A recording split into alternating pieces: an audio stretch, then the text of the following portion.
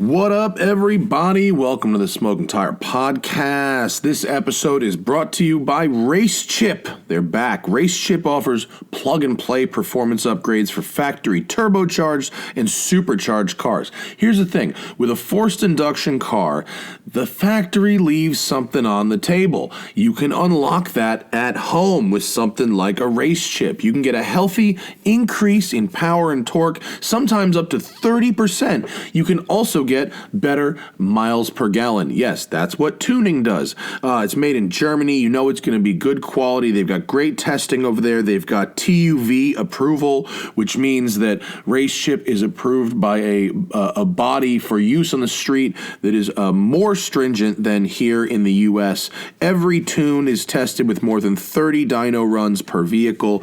They have 100 car enthusiasts working in there to improve Race Chip's product every day, and they have more than 500,000 customers. Race Chip is super easy plug-and-play installation.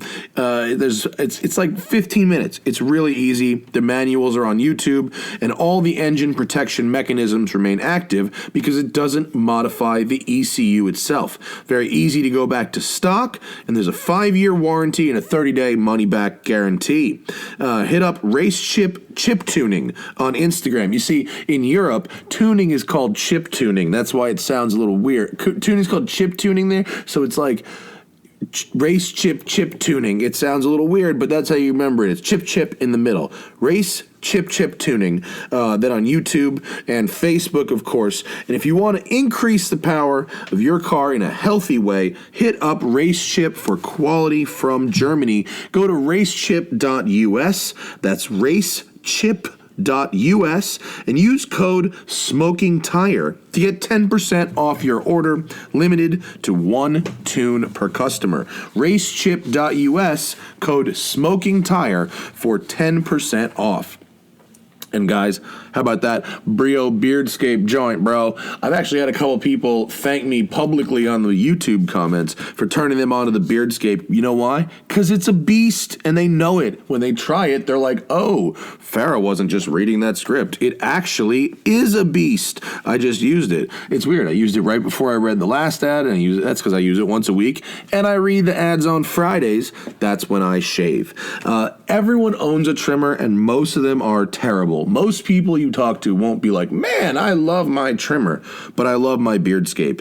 It's got this ceramic blade that stays sharper longer than a stainless steel blade. It also requires less care and oiling because it won't rust, folks. It's got a beast of a battery with a really clear display showing you how much is left, so you never get caught off guard by a dead battery. This battery, for me, it goes like a year. If you shave every day, it won't go a year, but if that's like 50 to 60 shaves for me is a year. It's quiet, it's powerful, it charges overnight, and then it lasts for a year. It's light, it's very portable, comes in a great case. Guys, it's time to upgrade to the Beardscape. Go to Brio4Life.com. That's BRIO, the number 4, life.com. Brio4Life, code SMOKING at checkout. Brio4Life gets you the best price on the internet. Brio4Life.com, code SMOKING. How about that Auto Tempest, John? You might notice Zack's been using Autotempest.com on the show to show vehicles. That's because we love Auto Tempest. It searches all the sites at once, people. There are so many sites out there. People are always starting new ones. Everyone's always got a brand new idea for what the best car selling site needs to be. Here's the thing, guys. You don't need to make one that is the best. You need to make one that looks at all of them. That's what Auto Tempest does. It looks at all the car sites at once, so you only have to type in your search criteria one time, therefore saving you time, therefore saving you money. That's how it is. It's Autotempest.com. I use it if I'm browsing for a car. I use it if I want to see what the market's doing. And I use it if I'm looking for something specific because it saves me time and saves me money. At Autotempest.com, they are our homies. We love them. Please use them. Thank you. Lastly, so your check engine light comes on. What are you going to do? Step one, you grab a Blue Driver Pro Scan tool. Why? Why do that? Because it gives you knowledge. It gives you education. You don't even really need to know anything to get the scan tool. All you do is plug it in to the port in your car, And this tells you in regular terms what the problem is, and it suggests solutions from a database of millions of ASE certified verified fixes. ASE certified verified fixes. That's a funny wording. Then you can fix the problem yourself, or you can head to the garage armed with knowledge. Either way, you're in control. Plus, Blue Driver can do so much more than just read codes. You can view live data from your vehicle, read a freeze frame and a Mode 6, do a smog check. Not a certification, you can't do that, but you can save time and see if your car is going to pass smog, and stay up to date on recalls and service bulletins and much more. It's like having a little electronic technician living in your drawer. And that's why Blue Driver is the best-selling scan tool on Amazon. Go over there and read those reviews, apparently by real people. So they say. For a limited time, take advantage of the Smoking Tire offer. Visit bluedriver.com/TST to get 10% off the Blue Driver Pro Scan tool. Don't let your car troubles be a mystery again. Get Blue Driver today and get 10% off the Blue Driver Scan tool at bluedriver.com/TST. All right, folks, on this episode of the podcast, I'm in studio with Vinny Russo. I have been on the road for the last 2 weeks driving 13 different cars. Vinny went on the road to buy back his old Cadillac that he had sold a couple of years ago, and now he's got it back. We've got construction updates, and we're basically going through all that stuff. And also, I haven't really done a show since Carl died, so we're probably going to end up talking about Carl because I just did that little intro last time.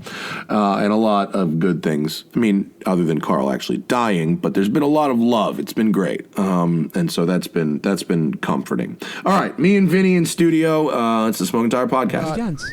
It's the motherfucking Smoking Tire Podcast. We live. I have been on the road for 2 entire weeks, and so we really haven't done a real show in a while. Vinny Russo in the studio. What up? Fresh off the return trip, buying back his old Cadillac. Now that is delightful. That's cool. Get us a picture of the fucking 65. Is it 65 or 66? 65, yeah. It's a 65, yeah. The Vinny's Cadillac is so Vinny. Like this is the most. Too. It's the most Vinny Russo car because it's tasteful, but it really brings out your Florida-ness. And with a hint of Guido? With a hint of Guido and a slice of Goomba and a hint of as you drop it on the bags. Yeah. Tell the people who aren't looking at the photo about your Cadillac. It's a white 65 Calais, which is basically it's a 2-door version of the Coupe de Ville. So I had bought but it's the same length as the 4-door version. It's 2 inches longer than a Chevy Suburban, but it's a 2-door. So that if you want to picture that, I think Mike guesstimated the quarter panels are about 8 feet long. Is it shorter or longer than the Daytona? It's actually that was one of the things Mike was looking at. It's actually a little bit longer than the Daytona. Is it? Yeah, the Daytona is exactly longer? Yeah, the Daytona is exactly like a little over 200 inches, and this is a little over that. I think the Daytona was like 202. Yeah. Yeah, this is longer than that. I saw it because Vinny brought it back. It wouldn't fit in his garage, and the Daytona fits in his garage. And it won't fit in my garage. I mean, it will, but it turns my 4-car garage into a 3-car garage.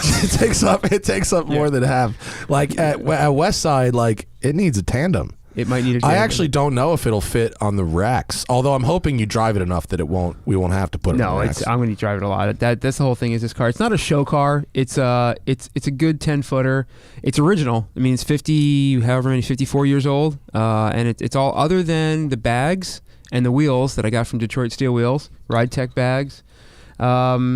Everything else is there, and it all works. So is it stock? Like, so I pulled up. This is a stock one. Yeah, it's a stock one. And so it's profile shot gives you a little more of the length. The length, yeah. It's so long. Look at the trunk. It's so long, and also yours. I mean, holy shit, do the wheels make a difference? Huge difference. Yeah. The wheels make an extraordinary, and the height. I mean, it's at the right stance. Solid 8-body trunk. That's delightful. So, I went back in the day. Me and Hannah went to dinner with Vinny in this. We went to go buy the $1 Million Mile Lexus in Florida, and man, you roll up to dinner in this. It's fucking fire. This thing. There is all the shows that I go to. That no matter where you bring that car, it just stops traffic. It's very sure. I bought it a few years ago, and I sold it to Big Chris from Gas Monkey Garage because I don't know if the audience knows Big Chris. Yeah, Do we know? Not. Does the audience know Big Chris? I don't know. Big Chris is from England. Yeah. And was like a huge Mopar drag racer in the UK. Which is odd, but he was, Yeah, and he owned a very famous car, too. Didn't he own that Napa car? Yeah. I think he owned the Napa... what was the... Can you find the Challenger, Napa drag... the Napa drag car?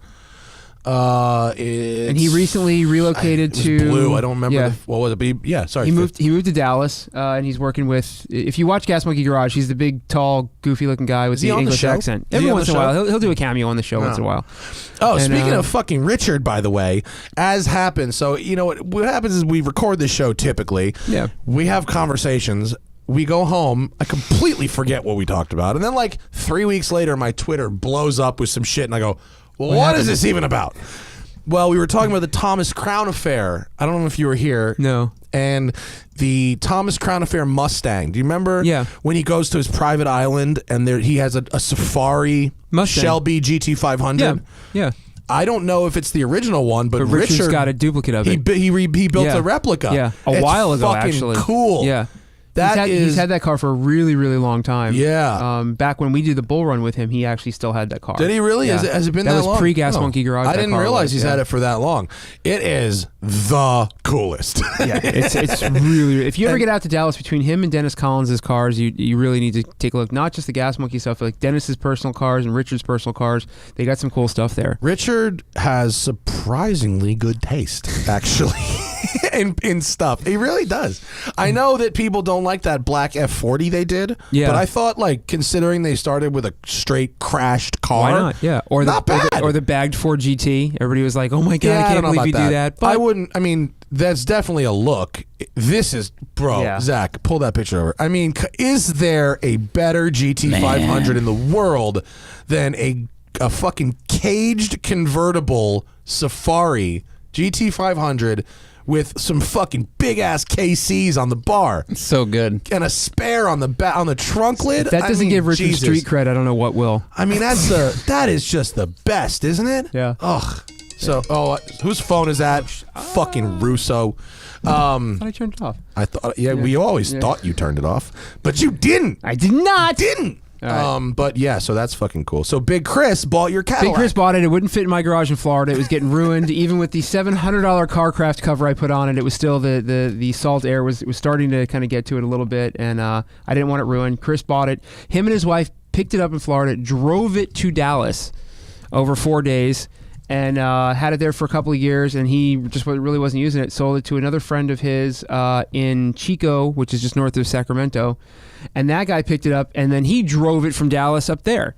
So this car is literally driven cross-country with absolutely zero issues. I picked it up between driving it down to Musto's house and then back down home was another 600 miles I put on it on Sunday. But did you pick it up, turn the key, and just drive it home, and that was it? Yeah. Did absolutely nothing to it. How many miles are on it now?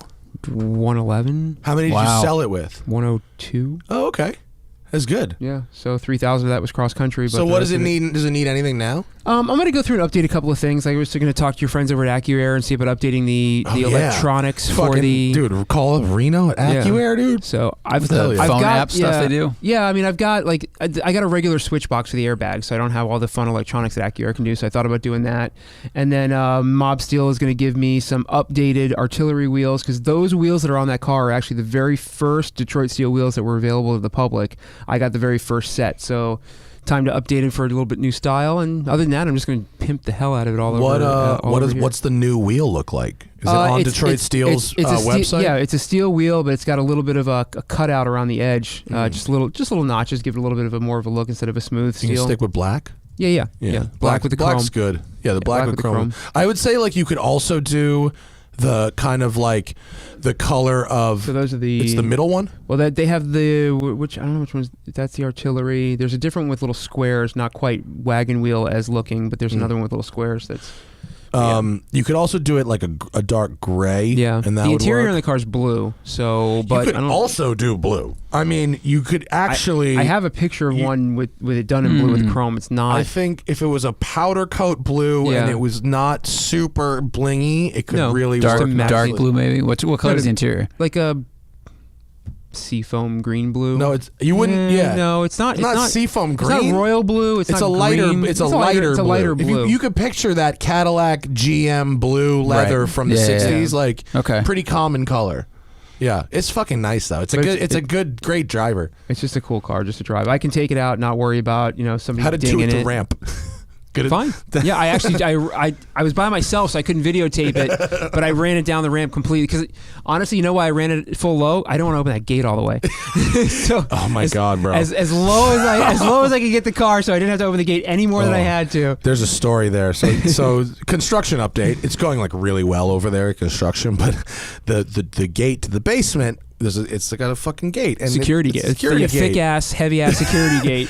But we don't have like power yet. And so we have power that we're like tapped into the fucking utility poles for lights and stuff, for construction lights and tools, but we don't I don't have real power. Like in a couple of weeks, they're actually digging up the street to give me power because they have to run it underground. Yeah.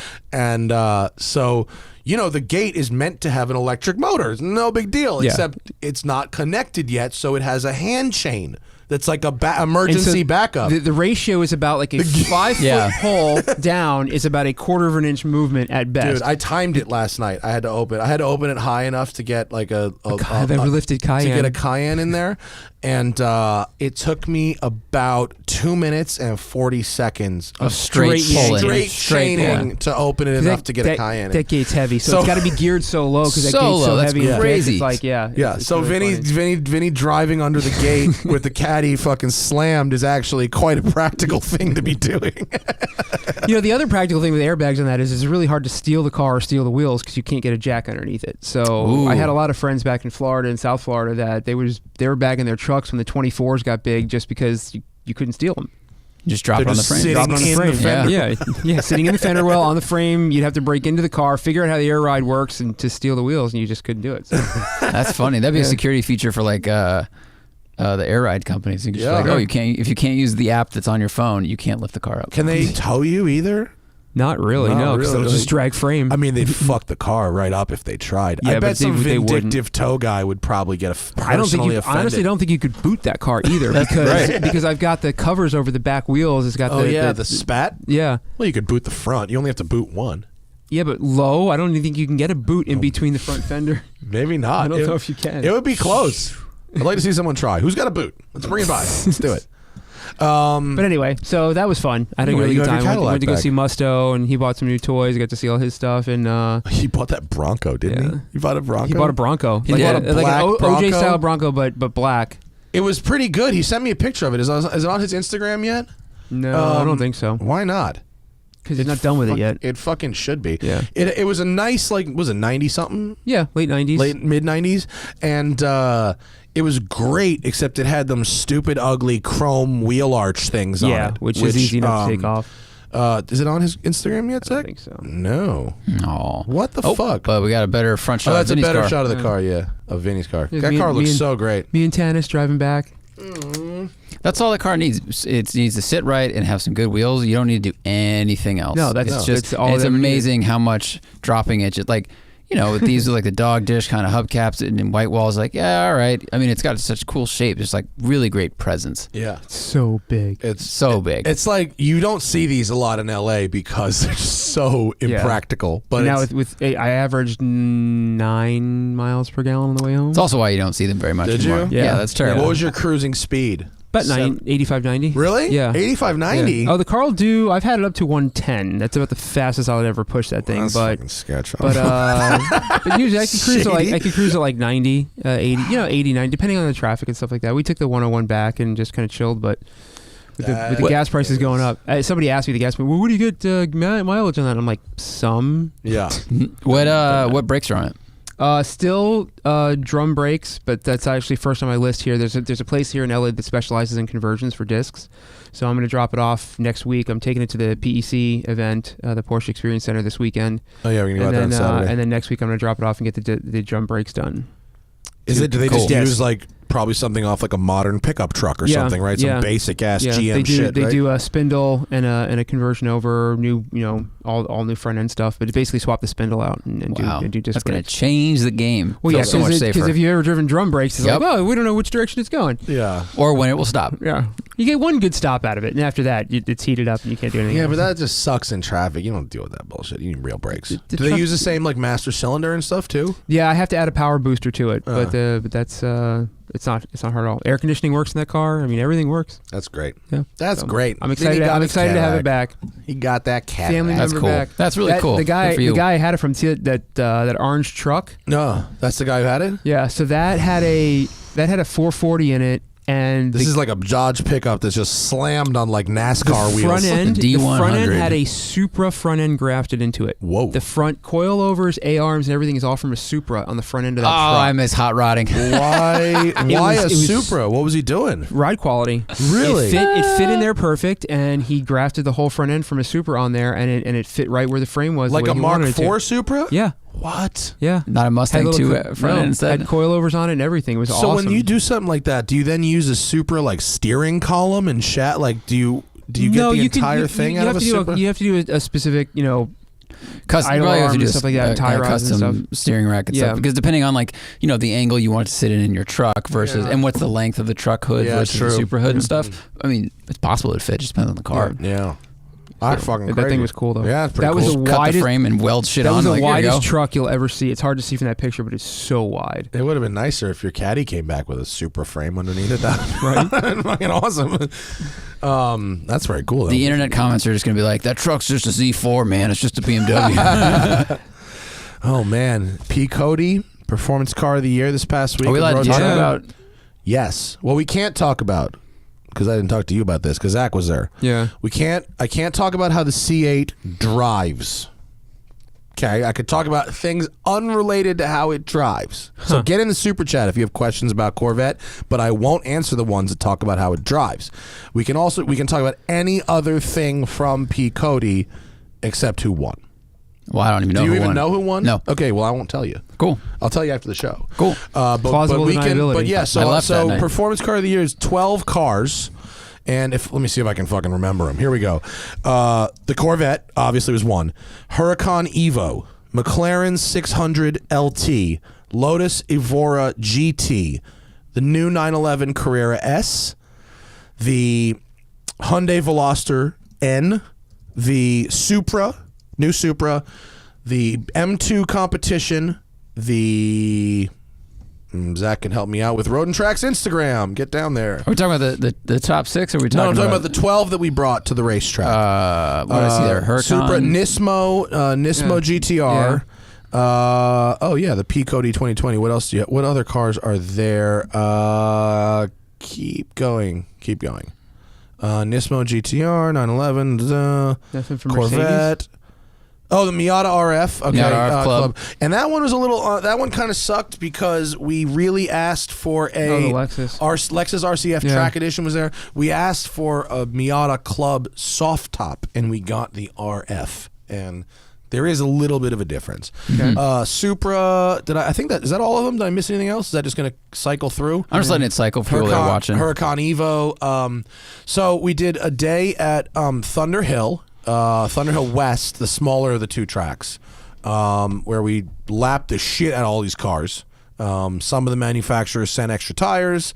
All of them sent at least one extra set of tires. The Corvette team brought a giant hauler full of wheels and tires. Because it was a prototype car. The right? Corvette was a prototype, yeah. So yes and no. The Corvette was built on the assembly line. It was VIN number 19. It was not a hand-built car. I think they still call it pre-production. That's what I meant to say. Yes. Pre-pro. And it was not in a final state of tune. Yeah. And so the dual clutch gearbox tune wasn't final.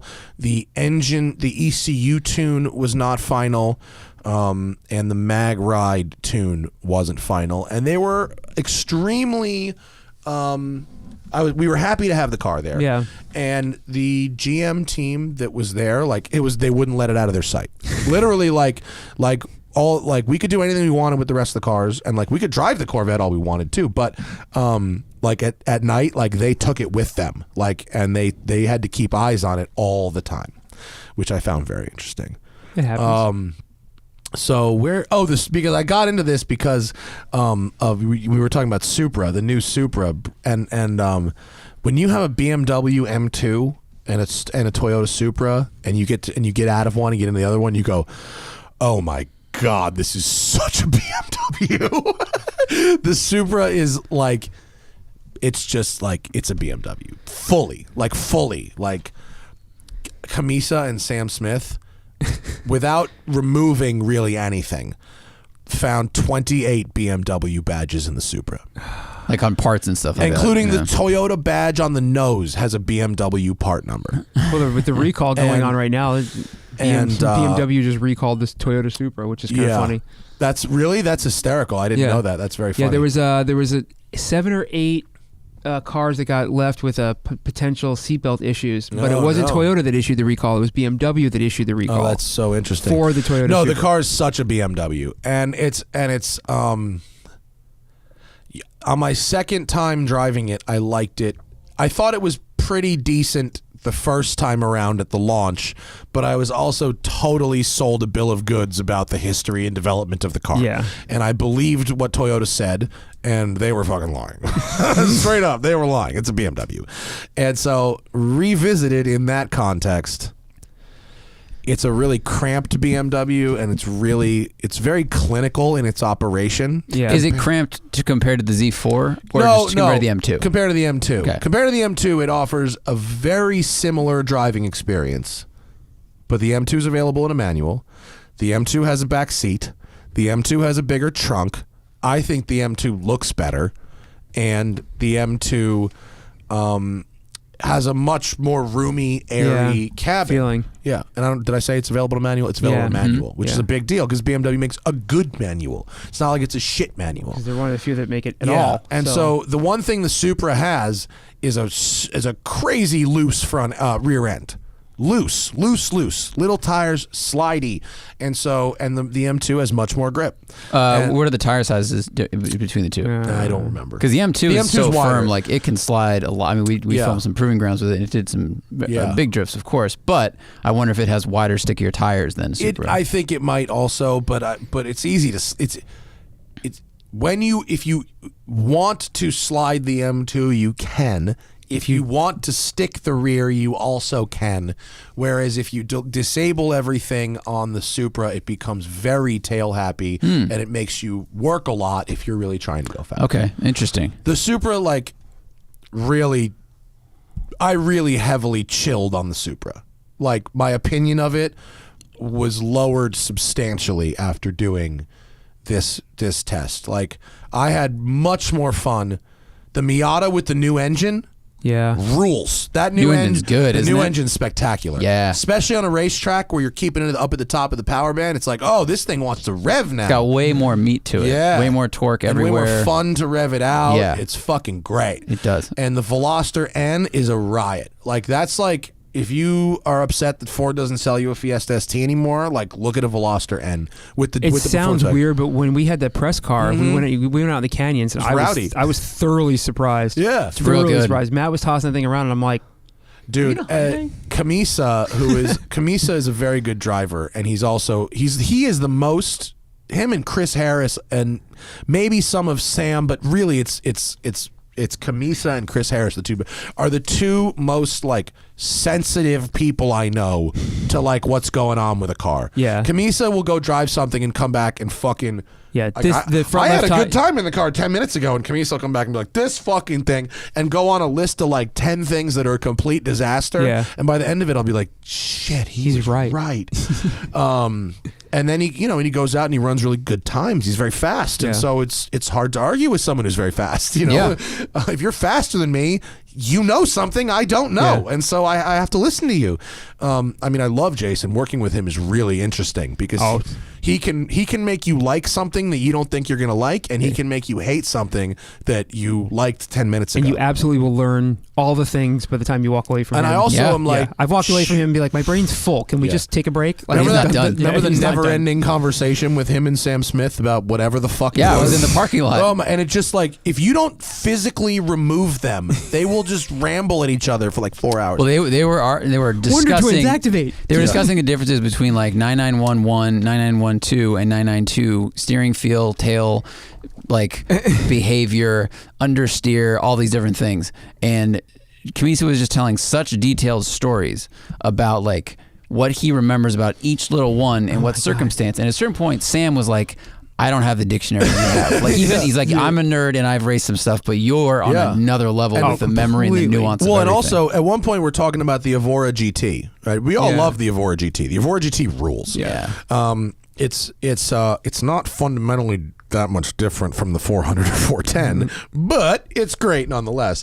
But Jason at some point was like, I wonder what I thought about the Evora in 2010 when I drove it. And he pulled up a spreadsheet and read his fucking notes about it that he made, and it was like, all right, all right. And but his nothing gets by him. And so being able to work with him and see, because he's done so many of these big group test things, and I really haven't. And so seeing how he evaluates stuff and what the thought process is, and he goes, okay, now I'm going to go into this mode where I tear everything to shreds. But the point of that whole fucking spiel was that I think Travis was in the McLaren LT. And this is when we were on the road. Yeah. And we're up on a fucking, the route they picked was extraordinary. These beautiful, beautiful roads. And Travis is up front in the McLaren LT, and Kamisa is so far up his ass in the Veloster.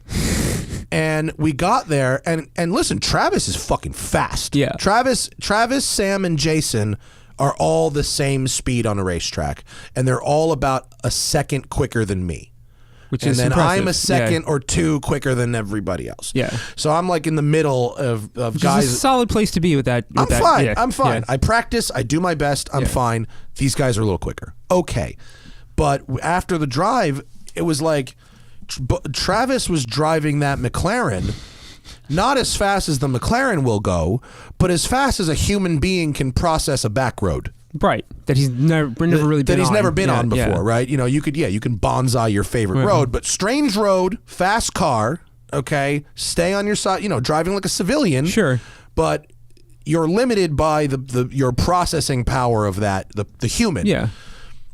You can go just as fast up that road in a Veloster as you can in a McLaren. I mean, you really can. Yeah. Travis did not lose Jason for a second, and the rest of us were right there behind too. I mean, any one of these cars that we've got, up to and including the Miata. I mean, me and Jason had a fucking run where I was in the 911 and he was in the Miata.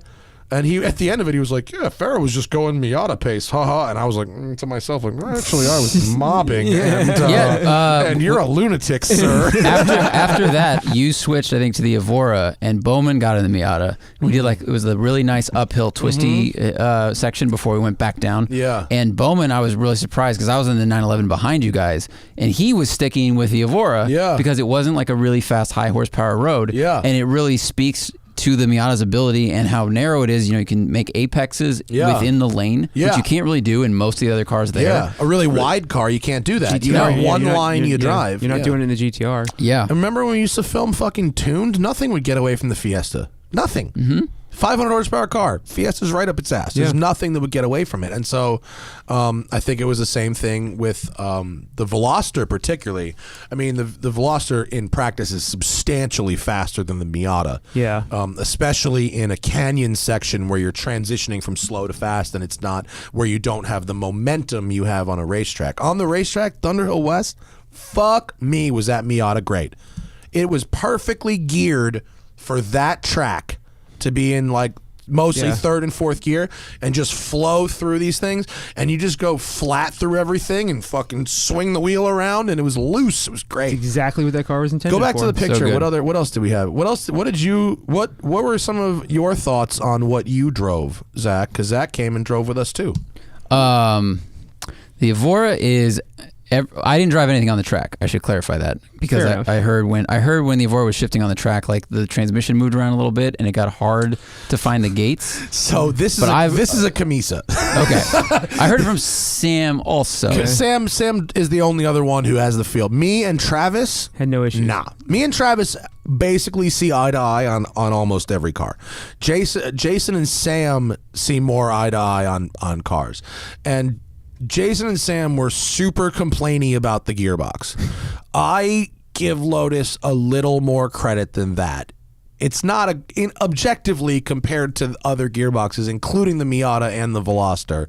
It's not as precise. It's not as consistent. I thought it was on the street. I found it to be plenty precise compared. Yeah. Like I thought Veloster was good. Miata, they both felt similar, but they both have a feeling of like they have a lightweight feel to them. Mm-hmm. You know, you have enough tactile sensations to know where you are and where Yeah, the gates but- are, and it feels accurate. Yeah. But the Lotus felt like metal walls around the shifter, Yeah. clunk clunk, Yeah. clunk clunk. The shift ball they had, the metal shift, like all of that felt.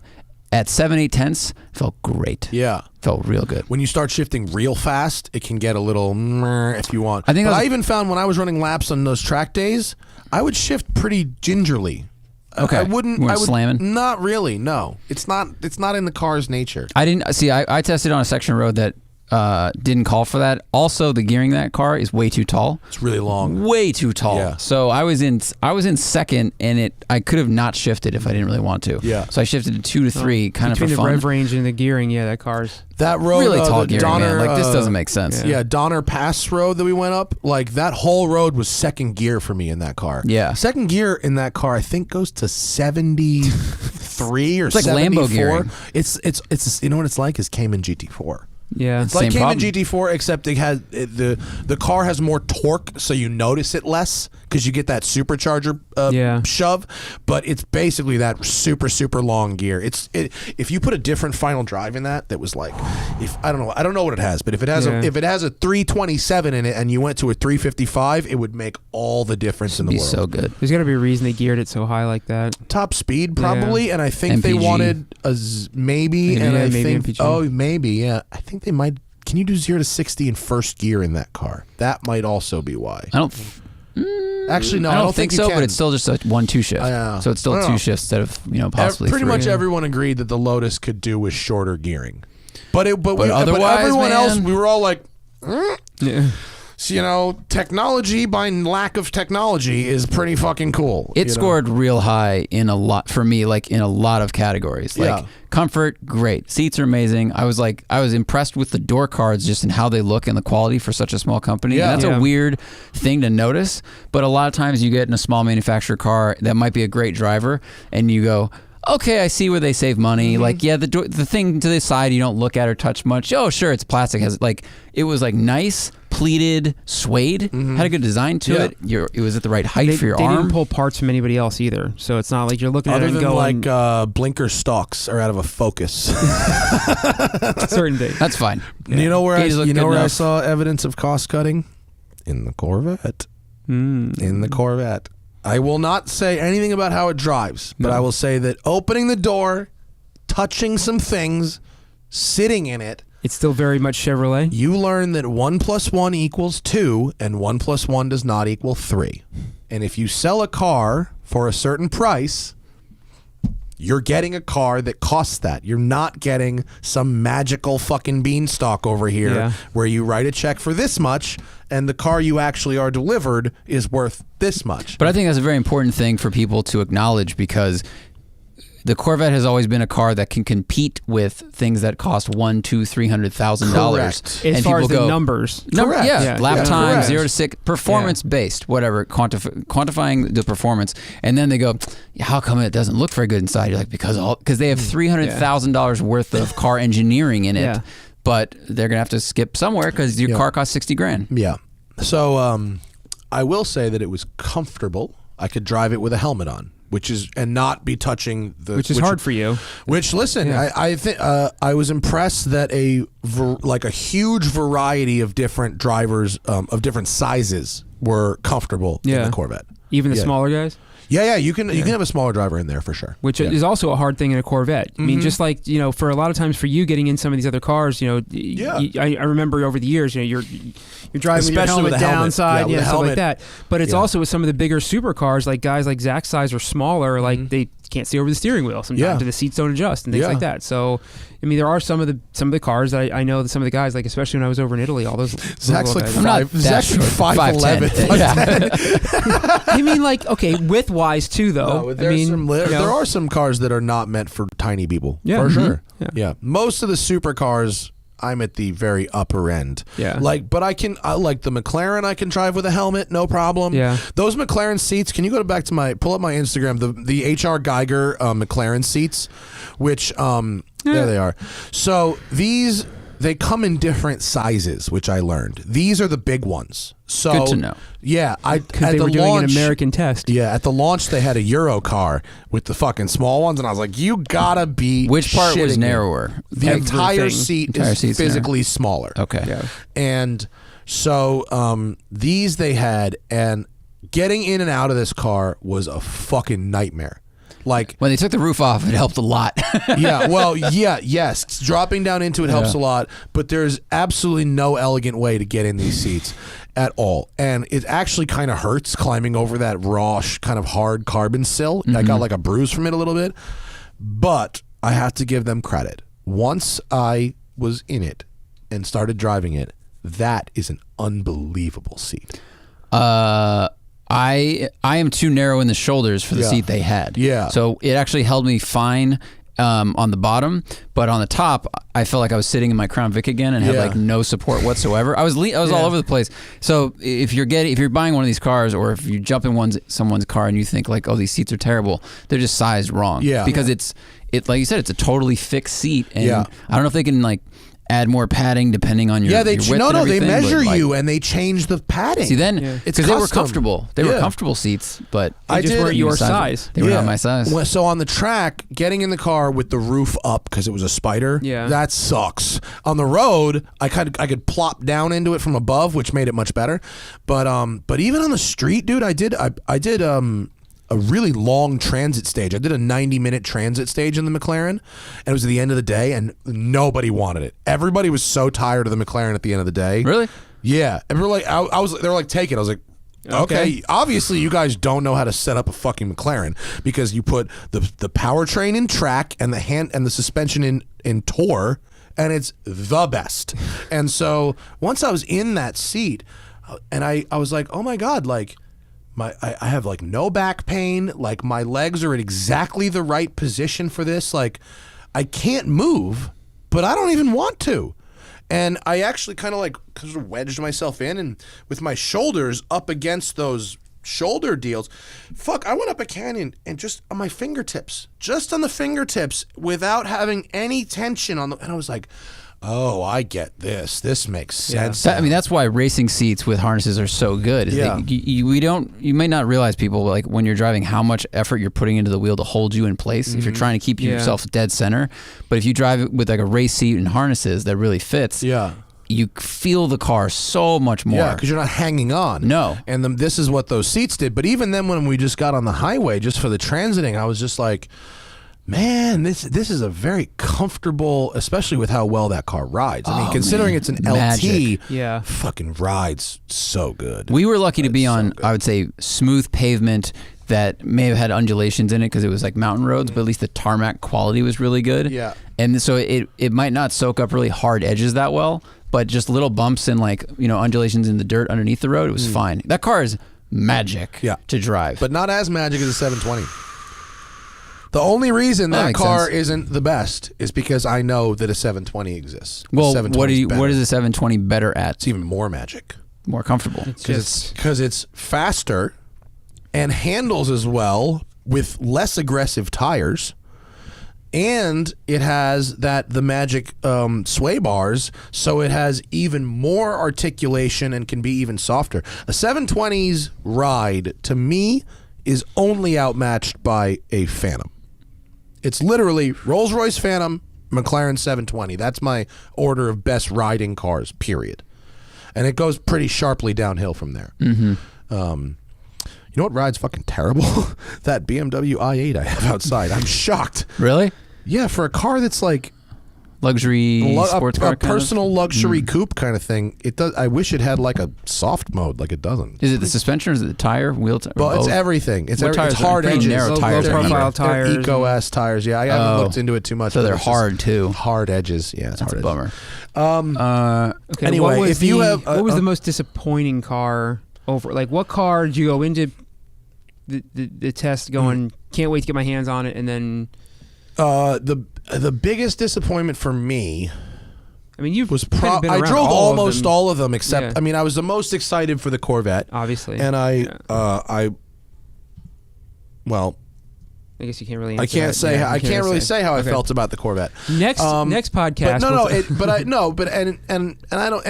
I wasn't going to go to your question with that. I don't think I was disappointed with the Corvette. I think that, well, I don't want to get in trouble, but that's not what I was talking about. Yeah. What I was talking about was the Lexus RCF Track Edition, which is a car I cannot possibly fathom why it even exists. Because you take the, I mean, honestly, because you take the RCF, which is like, all right, whatever, right?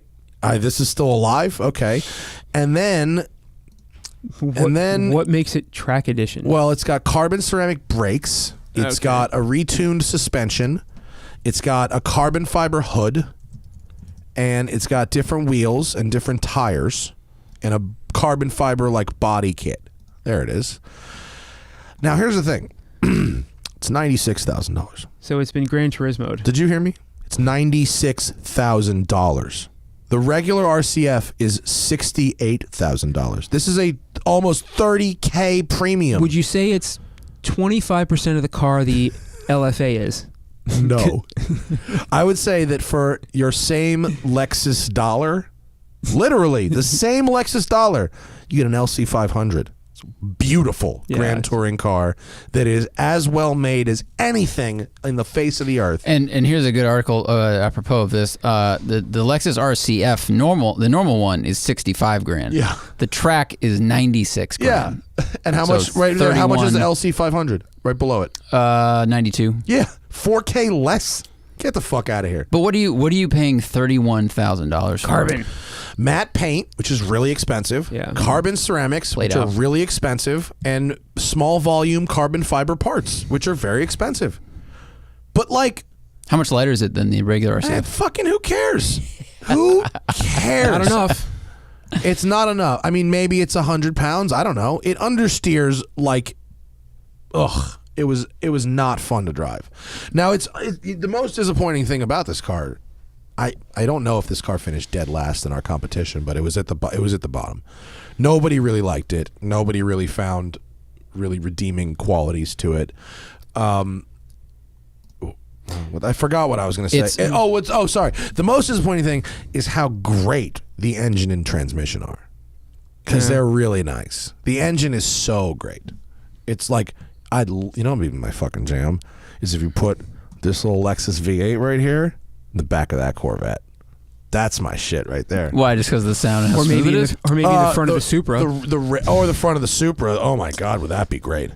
Super Track Edition. Because of the revs. Yeah. It's not a driving impression to say that the Corvette, I believe, is the lowest revving mid-engine car on production. Well, we Yeah, said probably. Since I the think it is.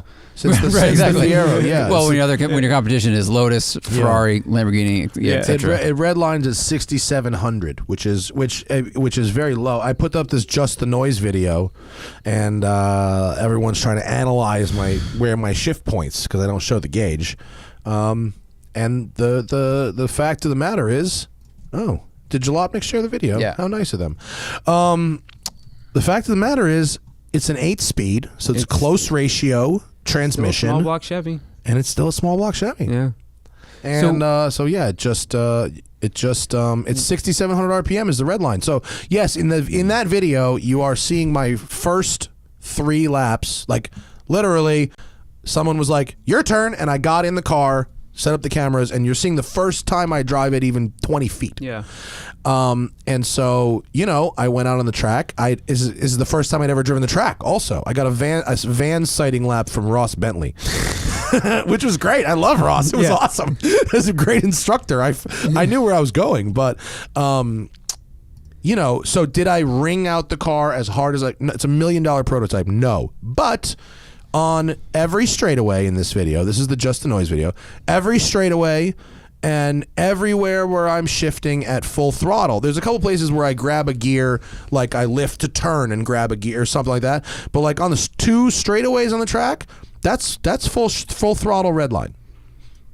The red line's pretty low. It's a low red line. Yeah, it's a low red line. Even in the company of the rest of the cars, or the 5 other cars at the end of the test, it's a pretty low red line. It's a low red line, and I mean, it's very. I think that's a very interesting thing that I maybe should have expected from a Corvette. I knew what the engine was, but something I didn't really think about because I think about mid-engine cars in a different way. Well, they're now merging these things. Mid-engine car you think of as being exotic materials, exotic manufacturer. Yeah. It's going to be different from everything else. Yeah, what I love about it, about this Corvette, is that like Corvettes in the past, it democratizes this type of performance. You know, granted the Boxster and Cayman sort of did too, but this allegedly performs at a higher level than that. It's certainly got a lot more horsepower. It's a V8, and this is the entry level. I mean, this is the base one. Model. I mean, there's going to be that engine bay in the back has an awful lot of room in it. A great test in the future will be Corvette GS versus GT4. Yeah. That'd be very cool. Yeah, I mean, if they do a Grand Sport version, if they do a Z06 or a ZR1 or whatever, I mean, I don't want to shred too far, but I think that the general consensus among us was that the future versions of this is that this is the platform. Here's where we're starting, and then it's a good start. I think it is a good start. Yeah, I think it's a good start. I think that in some ways it's just such a huge jump forward, and in other ways it's such a Corvette. Like if people are expecting it to not be a Corvette, like it's a Corvette for sure. So why no Mercedes? I don't know why. At the test? Yeah. Were there any new Mercedes for this year that were the AMG, kind? I mean, GTR if you've got Pro? the No, that's a year Lexus old. on there, why couldn't you do? Dude, I don't know. I didn't set up the fucking No, cars. I'm not sure. Curious. I don't think there's a particular reason when these kinds of group tests happen. Yeah. There's like availability of cars and it does. I don't know why. I don't know what the logistics are of this. I think. I don't know. Didn't make the cut. I don't know if I might. I mean. Does Mercedes have a new performance car? Maybe AMG GTR Pro, but that was available in 19 because we had one for proving grounds. So sometimes the magazine tests have a rule of like if it's not it has to new be. or if it's not a 2020. I think so they're phasing technically it out. the Supra and the Miata were available for 19. I think technically they were. So it also could just be availability. Yeah, but Travis loves fucking Miatas, and the Supra was important, and so you know. Well, back when you tried it last year, it was I don't pre-production. think the rules now this are. one is production. Yeah, I don't think the rules are quite as formal. Yeah. As you know, we made the test. We tried to. There's lap times which were done by VBox, and they're backed up by all the video and the telemetry. And then we all did our scoring and our writing and our rating. But like you know, a lot of it is subjective.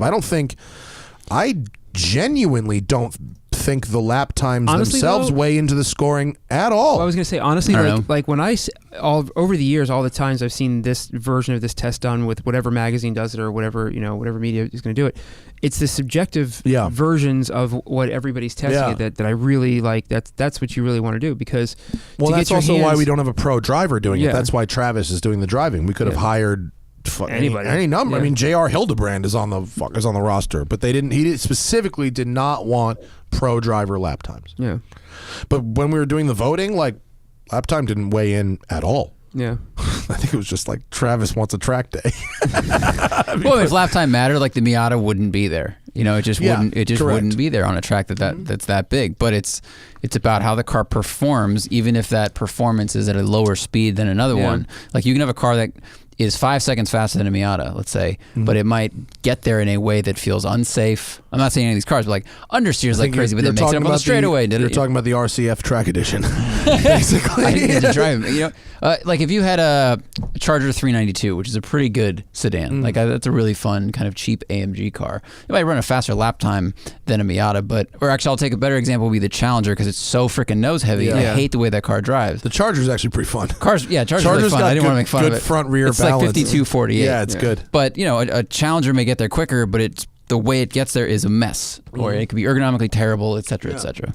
Let's see what else. Oh, the 911. You know, I did this Carrera 4S in Europe, and the we've got video coming out of that Monday the 7th. This is the regular Carrera S. The good news is, for those who need all-wheel drive in their life, snow or whatnot, 99% of the time you cannot tell the all-wheel drive car is all-wheel drive. Like, I drove it all over on the street, and the difference between driving the regular S and the 4S on the street is 0. Can't tell. That's cool. Except the 4S launches a little harder. The 4S launches hard. That makes It's sense. a beast. The 4S launches as hard as last year's turbo. It's fucking crazy. It's eye-melting. They've reprogrammed the clutches. Did you launch the 911? Mm-mm. So they reprogrammed the clutches now. Do you remember how last year it would really ride out that first gear? No more. It dumps them now, especially in the all-wheel drive cars. Fucking jumps out of its own tires. Jeez. Sick. Amazing. And so, but Damn Germans. you know, They're really good at their they're job. really good. Like, it's weird for me. Like I have to be very careful with this because Tangent Vector shoots a lot of Porsche stuff, which is why I don't review brand new Porsches. But sure, that's why.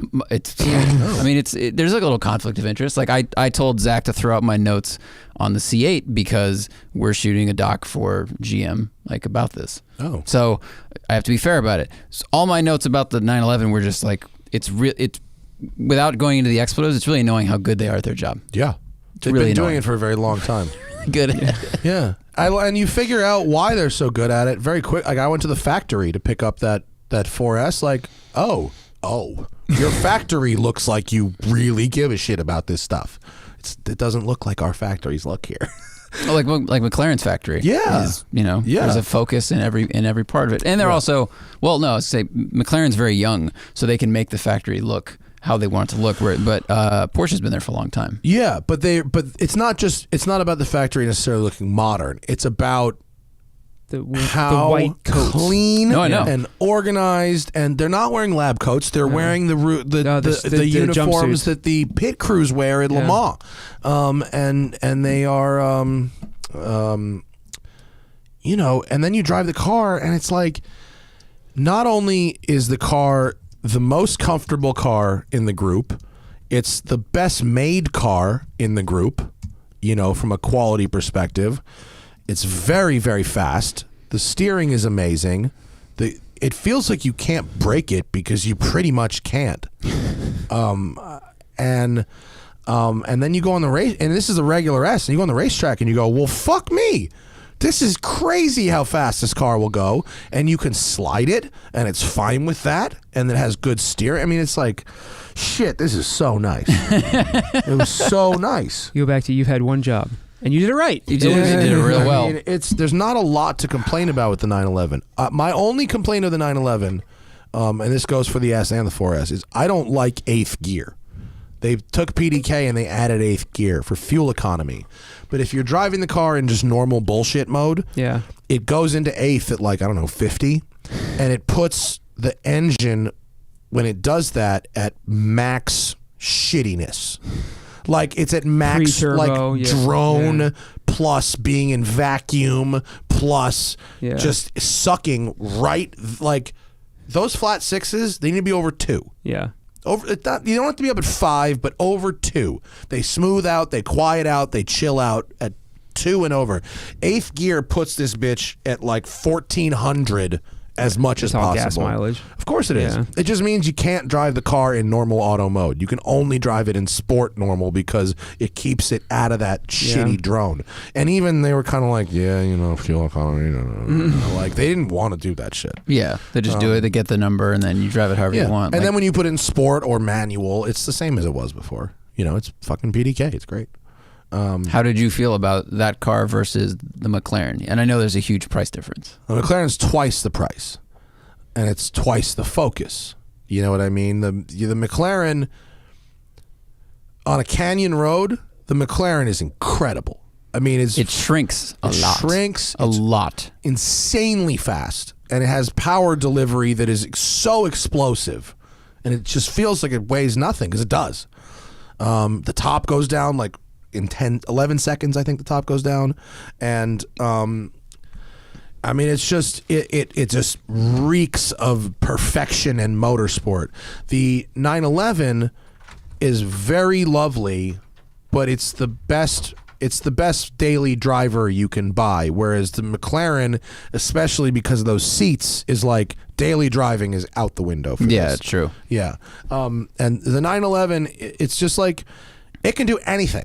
You could drive across the country. You could commute to work. You could do a track day. You can go to the canyons. Like you can go skiing. You could do anything with that car. There's nothing that thing will not do at a very high level. Yeah. The McLaren, there's some things you can't do. Yeah, that's very true. The seats in the 911 are amazing.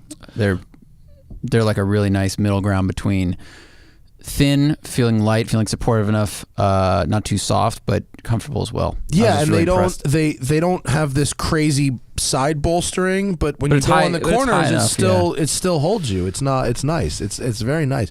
It's just the most well-rounded car that anybody makes. It can just do anything, and it feels like real. Like the interior on that new 911 is super, super exquisite. And that's like just the attention to detail. Not in like, it's not filled with diamonds like Bentley. It's not that the fucking wood is from the root of a Turkish walnut somewhere, and it's, oh my god, the wood is. It's not that. It's just like, it doesn't need an essay to justify. No, it's plastic, aluminum, and leather. It's the same. It's just put together in such a nice way, and the detail work of the edges and the underspaces and the negative spaces and all the thoughtfulness of it. It's not like, can you give me an interior of the 911? Like, it's just so, especially compared to the Corvette. The Corvette is like, it's like highway to the danger zone. Like the Corvette is like, we're in Top Gun now. And whereas the 911 is much more like, no, it's a normal car. It's got to be, practical and usable and spacious and all that. And the Corvette's like, let's get in this fighter plane cockpit. You know what I mean? And they're really cockpitting it up. Whereas the 911 is like, well, we put this here so that both people can access this screen.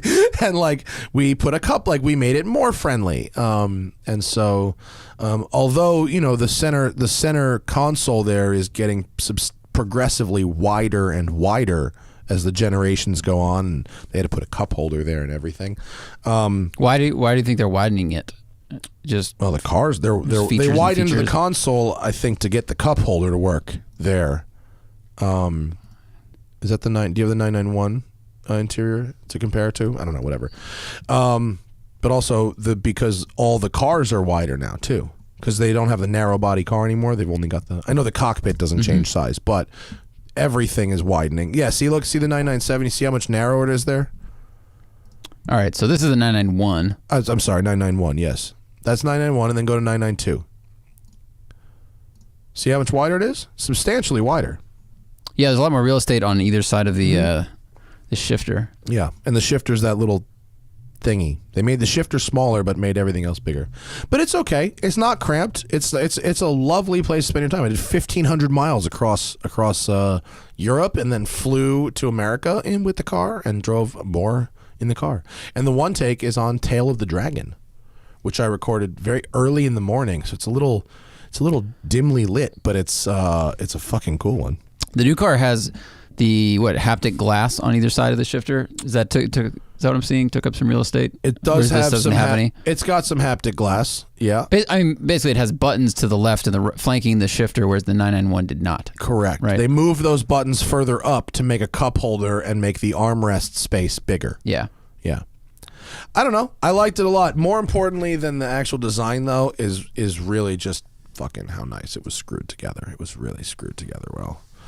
I'm a fan. What else was out there? I think that's pretty much it. The M2, I chilled out on a little bit as well. It's the M2 competition, so it has a different engine from the regular M2 I drove. I think I liked the regular one better. It's been a long time, but I was a lot happier driving the regular one than I was after I got out of this one. I heard that a lot from people after. I mean, they don't sell the quote regular one in America anymore, so it's like everything you get is hardcore, competition, and doesn't have as much like lean. It was just too stiff. Yeah, I really liked the M2 when we had it originally at Grid Life, and we were having fun with it. But I liked it better than the Supra, but compared to, I mean, I know it's compared to the mid-engine cars, I didn't like it as much. And we only drove it on the track. It didn't make it to the street. And a few people said, yeah, if it made it to the street, it would have been better. But the rules of the game were 12 cars on the track, and at the end of the 2 track days, we would vote our favorite 6, and those would make it to the street. And neither the M2 nor the Supra made it to the street. They both were kicked off the island. What was we had an interesting talk about at dinner body roll. You know, I was complaining that the Miata has too much body roll, and I thought how to fix it with sway bars, and Sam smartly corrected me that like that would cause all these other problems. It's actually a suspension problem. But what we were talking about is that the Camaro, which is an amazing chassis, like it's a really good car to drive, rolls more than you think, but when you're driving it, you don't really feel it. It feels like it's super flat and because it's so glued to the road. Wider? I think it's width, but it's with Sam and Jason were saying it's actually the speed at which it rolls over onto the bump stop is more measured. Whereas the Miata, when you go into a turn, just like flops over, and then once it sets, now you're cornering. So what do you cure that with? Shocks? Yeah, it's like shocks, coils, and bump stop. It's like everything. But the reason I bring it up is because it's possible that what you used to like about the old M2 is that it rolled a little more, and the new one, like the M4, is just rigid. Yeah. It's just really, it's too stiff. It was stiff. I mean, I was driving it on a very smooth racetrack, so stiffness wasn't necessarily the problem. It's not a problem on a racetrack, but it takes away some feel if things don't move at all. I think I just found A, it to be a little clinical in its power delivery. B, I found the steering was not as good as some of the other cars I had driven. Specifically Miata, Evora, McLaren, some others I might not mention. And I was really hoping that I'd be able to slide the shit out of it, and it didn't really want to do much sliding. I got a lot of that vibratiness when when you start to push, you get that vibration through the wheel, and I would try and slide it, and I got a lot of vibration, and I don't know, I just came back, and I was just kind of like, meh, all right, that's a thing. Do you feel like size has any? I love the size of it. Yeah. I love the size of it. Yeah. As a street car, I love the size of it as a street car. I don't know. I mean, maybe it's because the company. We had a bunch of exciting cars out, and maybe if I just showed up and that was all I was driving for a whole day, I'd probably have a pretty good time. But like, I got out of that and got into another car, and I enjoyed it more.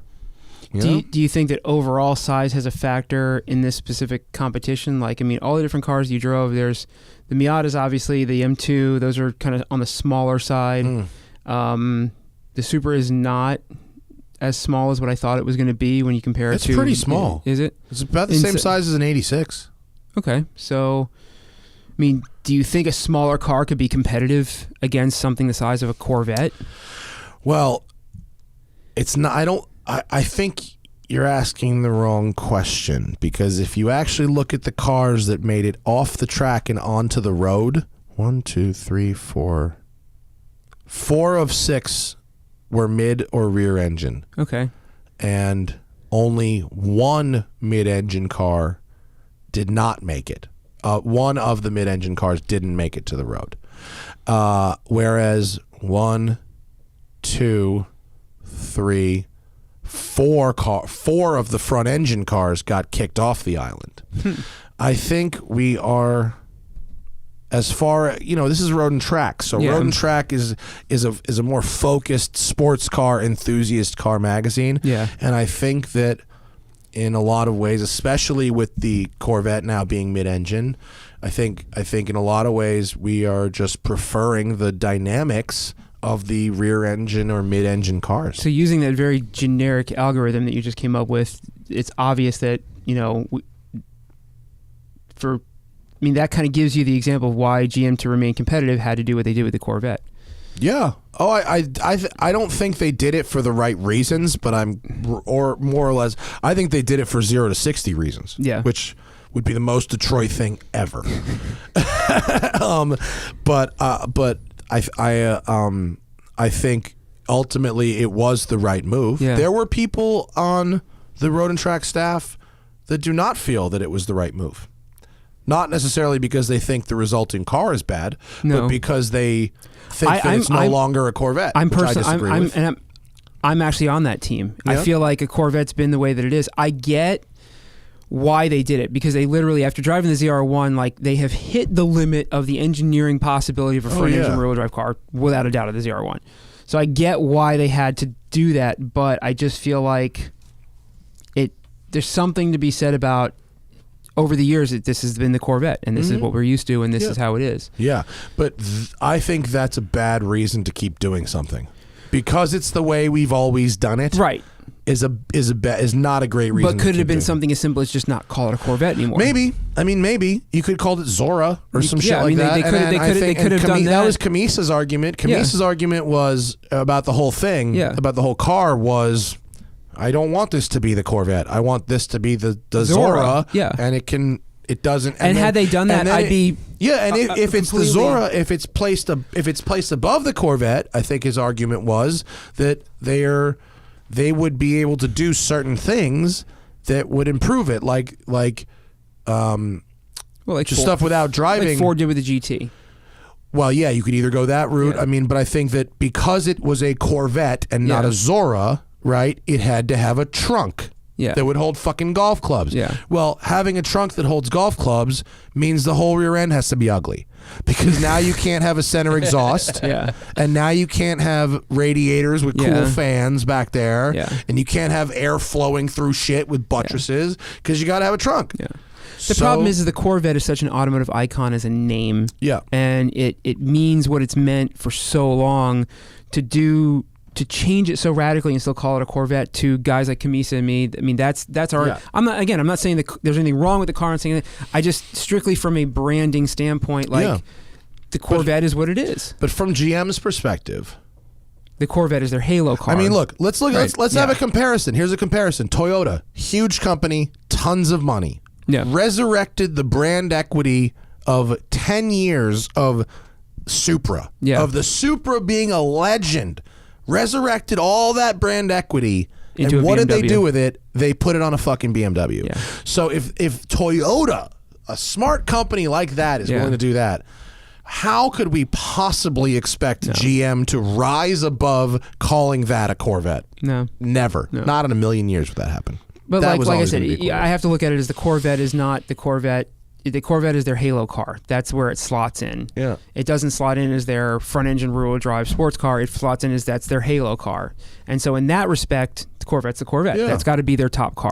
So right, so I think to go to the what has it always meant to them? Maybe to people in the crowd, what it's meant to them is it's front engine rear-wheel drive sports car.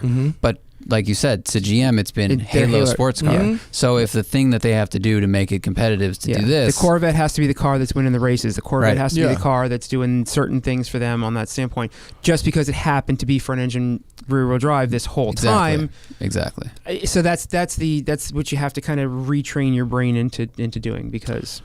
Just because it was something that doesn't. It's weird to say, because it was this for so long. It doesn't mean it's that. But I can't think of another company that's done anything the platform it's on that radical. It's done something as radical as move the engine in their car. Yeah.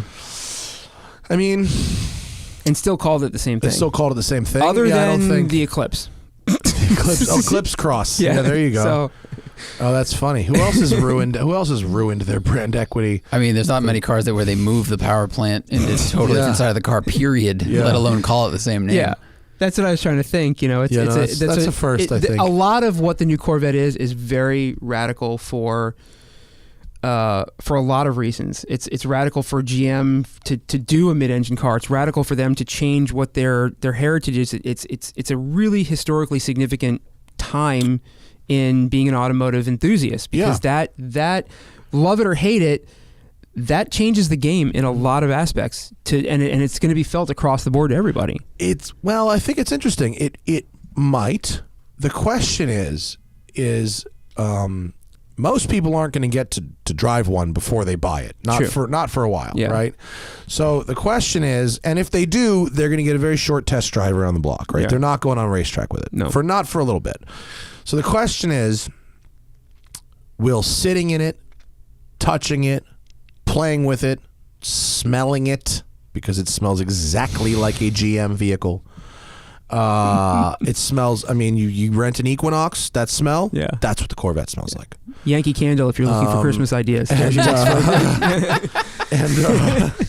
And so will those people be converted out of Porsches and out of high-end luxury cars? Well, Detroit's problem always has been that they don't know the first fucking thing about luxury. Sure. Not a thing. And Corvette would be the kind of people to sell this car, or GM, excuse me, would be the kind of people to sell this car and be completely oblivious to the fact that when you open the door to this car, the very first thing you see is a fucking $0.25 stamped piece of black plastic on that trim. It's not that the 911 thing that says kills bugs fast. Like it's not an inlaid. It's like this. I mean, my 3 Series wagon has an inlaid M badge. So there's stainless steel. There's like some obvious. Forgetting about how it drives. There's some obvious cheapness. The flip side of that we talked about is, so long term, does the mid-engine Corvette all of a sudden introduce a new crowd of people to a mid-engine car, and then all of a sudden the other mid-engine cars start showing interest where, okay, I drove a mid-engine Corvette, I really, really like it. A mid-engine Ferrari must be that much better now, and I would have never considered no one it was before. into Ferraris before they drive a mid-engine Corvette. No, but there are guys that are, that would have never driven a mid-engine car before. Yeah. They would have never considered, either they couldn't afford it or it's just not the experience they were looking for. They're these hardcore, all of a sudden now the Corvette's mid-engine makes it okay. It democratizes it. I don't think that's as big a problem as you're making it sound. I don't think it's really I'm not saying that it's a problem. I'm just curious as to what the long-term effects of introducing a lower dollar point mid-engine car to the masses. What does that do to the other high-end mid-engine cars around? Does it water them down? Does it make their sales higher? Because now, what it might do is encourage other manufacturers to make their middle costing cars mid-engine instead of front. Right. That would be interesting. Right. But that's my point, is that this is such a significant thing that I don't think that a lot of the enthusiasts think about it. The ripple effect of this is going to be years to see what this one change that GM made, what does that change overall? Does it, like you said, does it change? Maybe all of a sudden, we start inexpensive mid-engine cars. Does the high-end mid-engine, have a new crowd of sales? We don't know. We don't know what it's going to do. But it's I think it's I have a strong voting record of wanting to keep engines in the front of the car. We all know this. I was raised in that. The Bible says it. But after driving this Corvette, I have to say I might be coming around on this thing. That's what I'm thinking. That's what I'm picturing when you're like, some people that are that don't drive mid-engine might switch. Why not? Like, well, there's usually 6 figures. That's why. Why not? I don't think anyone has a problem with where the engines are. They might have a preference, but I don't think anyone is going to be. I don't think anyone needed converting one way or another. I think people just like the cars that they can afford and they can drive. And now people might not like Ferraris because they didn't like Ferraris or they don't like foreign cars or something. But I don't think you're gonna have people that are going, I was against mid-engine vehicles until I drove this mid-engine vehicle. I don't think that's an angry person that really exists. Yeah, no. I think there are going to be some young people that would be looking at an M4 or maybe a used 911 or something in that area. Does this all of a sudden start to remove some of the stigma of it's a Corvette? Well, I don't know. Guys like us for so many years up until recently was like, I love the Corvette, it's great to drive. I mean, you had your C5, That's which the was downside rare, of which was rare for guys our age to be in a C5 or any Corvette of that era. We didn't want to be that guy. Well, the C5 was like this. It was a big jump forward at the time. Yeah. At the time, the C5 was like, because my whole life was the C4. Yeah. From when I was born until I was old enough to buy my own, it was literally C4. So when the C5 came out, I was like, fucking finally. So I think a lot of people now, they see the C6 and 7 sort of as the same kind of thing, and tired of that, and so I think you are definitely going to get some young people to go, wow, I can afford this, and maybe rather than an NSX or a GTR or some 911s or a Cayman or this, now you're going to look at a Corvette too, because the engine is in the right place. On the other hand, the downside of brand equity is brand baggage. And brand baggage comes with brand equity. In fact, you pack brand equity into brand baggage and bring it with you. And brand baggage is gold chains and fucking Hawaiian shirts. And based on Twitter today, all them Corvette forum guys, they got them on order. Yeah. So it'll be interesting to see what the Conquest sales are. Like, who's trading in their 911 for a new Corvette? Like, I don't know.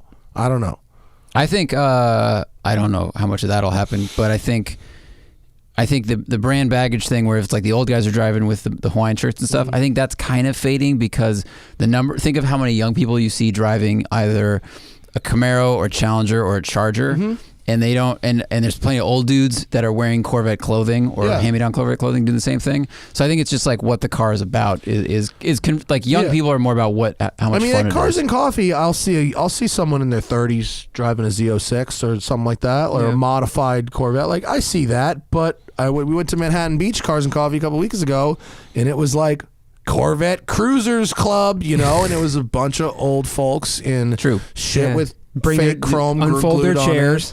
And that's fine, do their thing. But I think when folks in their 20s see that, they don't go, man, I want to be a part of that club. Whereas they see Luftgekühlt and the period correct guys and Singer and that, and they go, ooh, and I want to be a part of that club. Overall, it's just gonna be interesting to see what ripple effect this one decision makes. We'll be having this chat 3 or 4 years from now. Yeah. And say how, I'd be curious to see what changes happen in 3 or 4 years that we can go back and be like, because the Corvette did this, maybe that's why this happened that way. You know what's going to be interesting this year? SEMA. Yeah. Fucking the dollar cars are flowing like the salmon of Capistrano right now. Everybody, you get a dollar car, and you get a dollar car, and you get a dollar car. Everybody gets a dollar car. Unfortunately, there's not going to be anybody at SEMA. Well, I'm not going. No. They're tough on this year. I talked to a lot of people. Really? We can get passes. Is it because the Saudi SEMA? No. Is it because they're competing with the Saudis? No, SEMA audited their memberships this year. Get the fuck out of here. If you have a business and you manufacture something, so take a shop like VF Engineering, okay, who's been a member of SEMA since he has attended SEMA for the last 12 or 15 years, however it is. A shop like that who they manufacture the tunes and the superchargers and something that they can sell retail as there. They spend SEMA, and the owner will go out, and maybe one of their techs will go out and meet with their vendors and their suppliers, and they have their annual meetings like Magnuson and stuff like that. So this year, SEMA would go back to a shop similar to VF and say, well, you manufacture something and you don't have a booth, so you don't get passes. Oh. So if you can sell something, or you can have a booth there to show off what it is that you're making, and you don't have a booth, you don't get passes.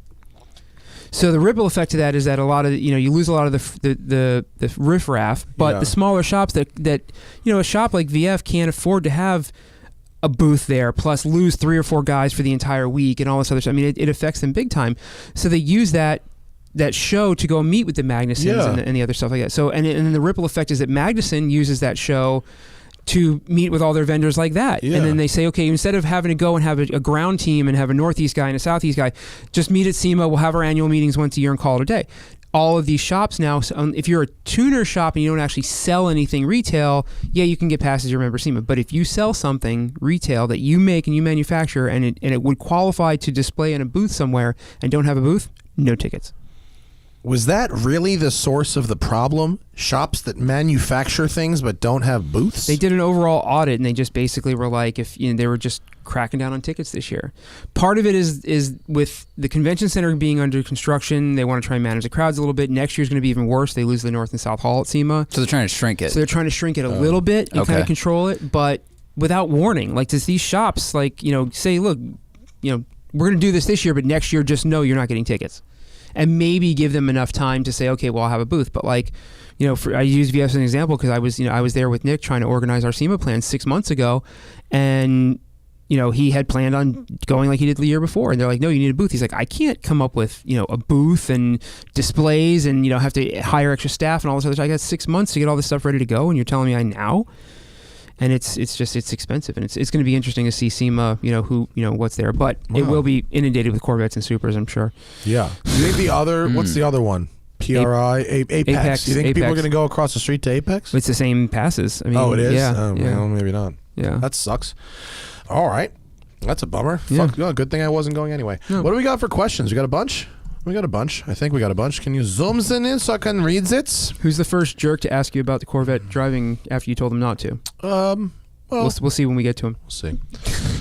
Let's see. Oh, we got a watch question. All right, Kyle B. Get in the super chat next few minutes if you're with us live. We're going to answer some questions before we end this show. And we got a bunch. We're going to try and get to all of them. Kyle says, I'm looking at my first big boy watch, $4,000 to $5,000 budget. I'm looking at the Omega Planet Ocean. And, oh, Jesus Christ. He's trying to, and he's... Okay, he's done something. Can you just show this screen, Zach? Because what he's done is he thinks he's been helpful by showing me the Omega reference numbers, but Omega reference numbers aren't like Rolex or like Patek. A Patek reference number is like 5711, 5711. The Omega, he goes, I'm just going to read this. Having trouble deciding between 232.30, 0.46, 0.51, 0.01, 0.001, Yeah. and 215.30, 0.44, 0.22, 0.01, 0.001. Bro, I don't know. I don't know what any of that means. Those are reference numbers. Can you just copy those entire numbers into Google and just get an image of those? The Omega Planet Ocean is a really nice watch. It's one of the nicest watch they make. And by typing in the reference number, you can get a picture of it. I think they're just basically the same thing, just different colors. I like the Planet Ocean a lot. The best ones, I think, are the black with white. Is that the one you just got? The black with white? Yeah, that's the jam right there. The Seamaster Planet Ocean black with white accents is the fucking shit, bro. I like that a lot. There it is. That was one of Carl's favorite watches too. The black with white and also the black with blue is really good. But the black with white is my shit. I don't like the chronographs. But if you like a chronograph, it's good. I like the diver black with white. Go with that. Good call. Go with that, Kyle. Thank you for giving us those reference numbers that are just obscene to look at. CH says, I live in Vancouver. I love your city. And I want to get a new manual transmission car to daily and track on occasion. I'm thinking of a Honda Civic Type R. Could afford to stretch my budget to a base Cayman, but not the S. Ooh, Civic Type R versus base Cayman. Comes down to looks. Yeah.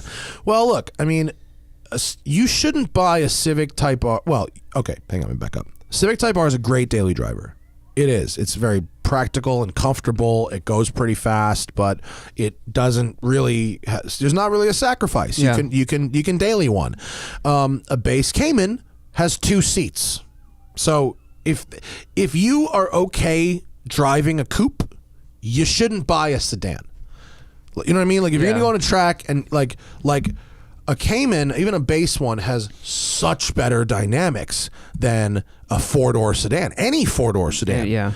And so if you don't need a back seat, your search should be for 2-seater cars. In which case, Cayman, Corvettes, used Corvettes for sure. Used Caymans. used Cayman S is a great place to be. Maybe a 6-cylinder Cayman with an extended warranty rather than a base 4-cylinder Cayman.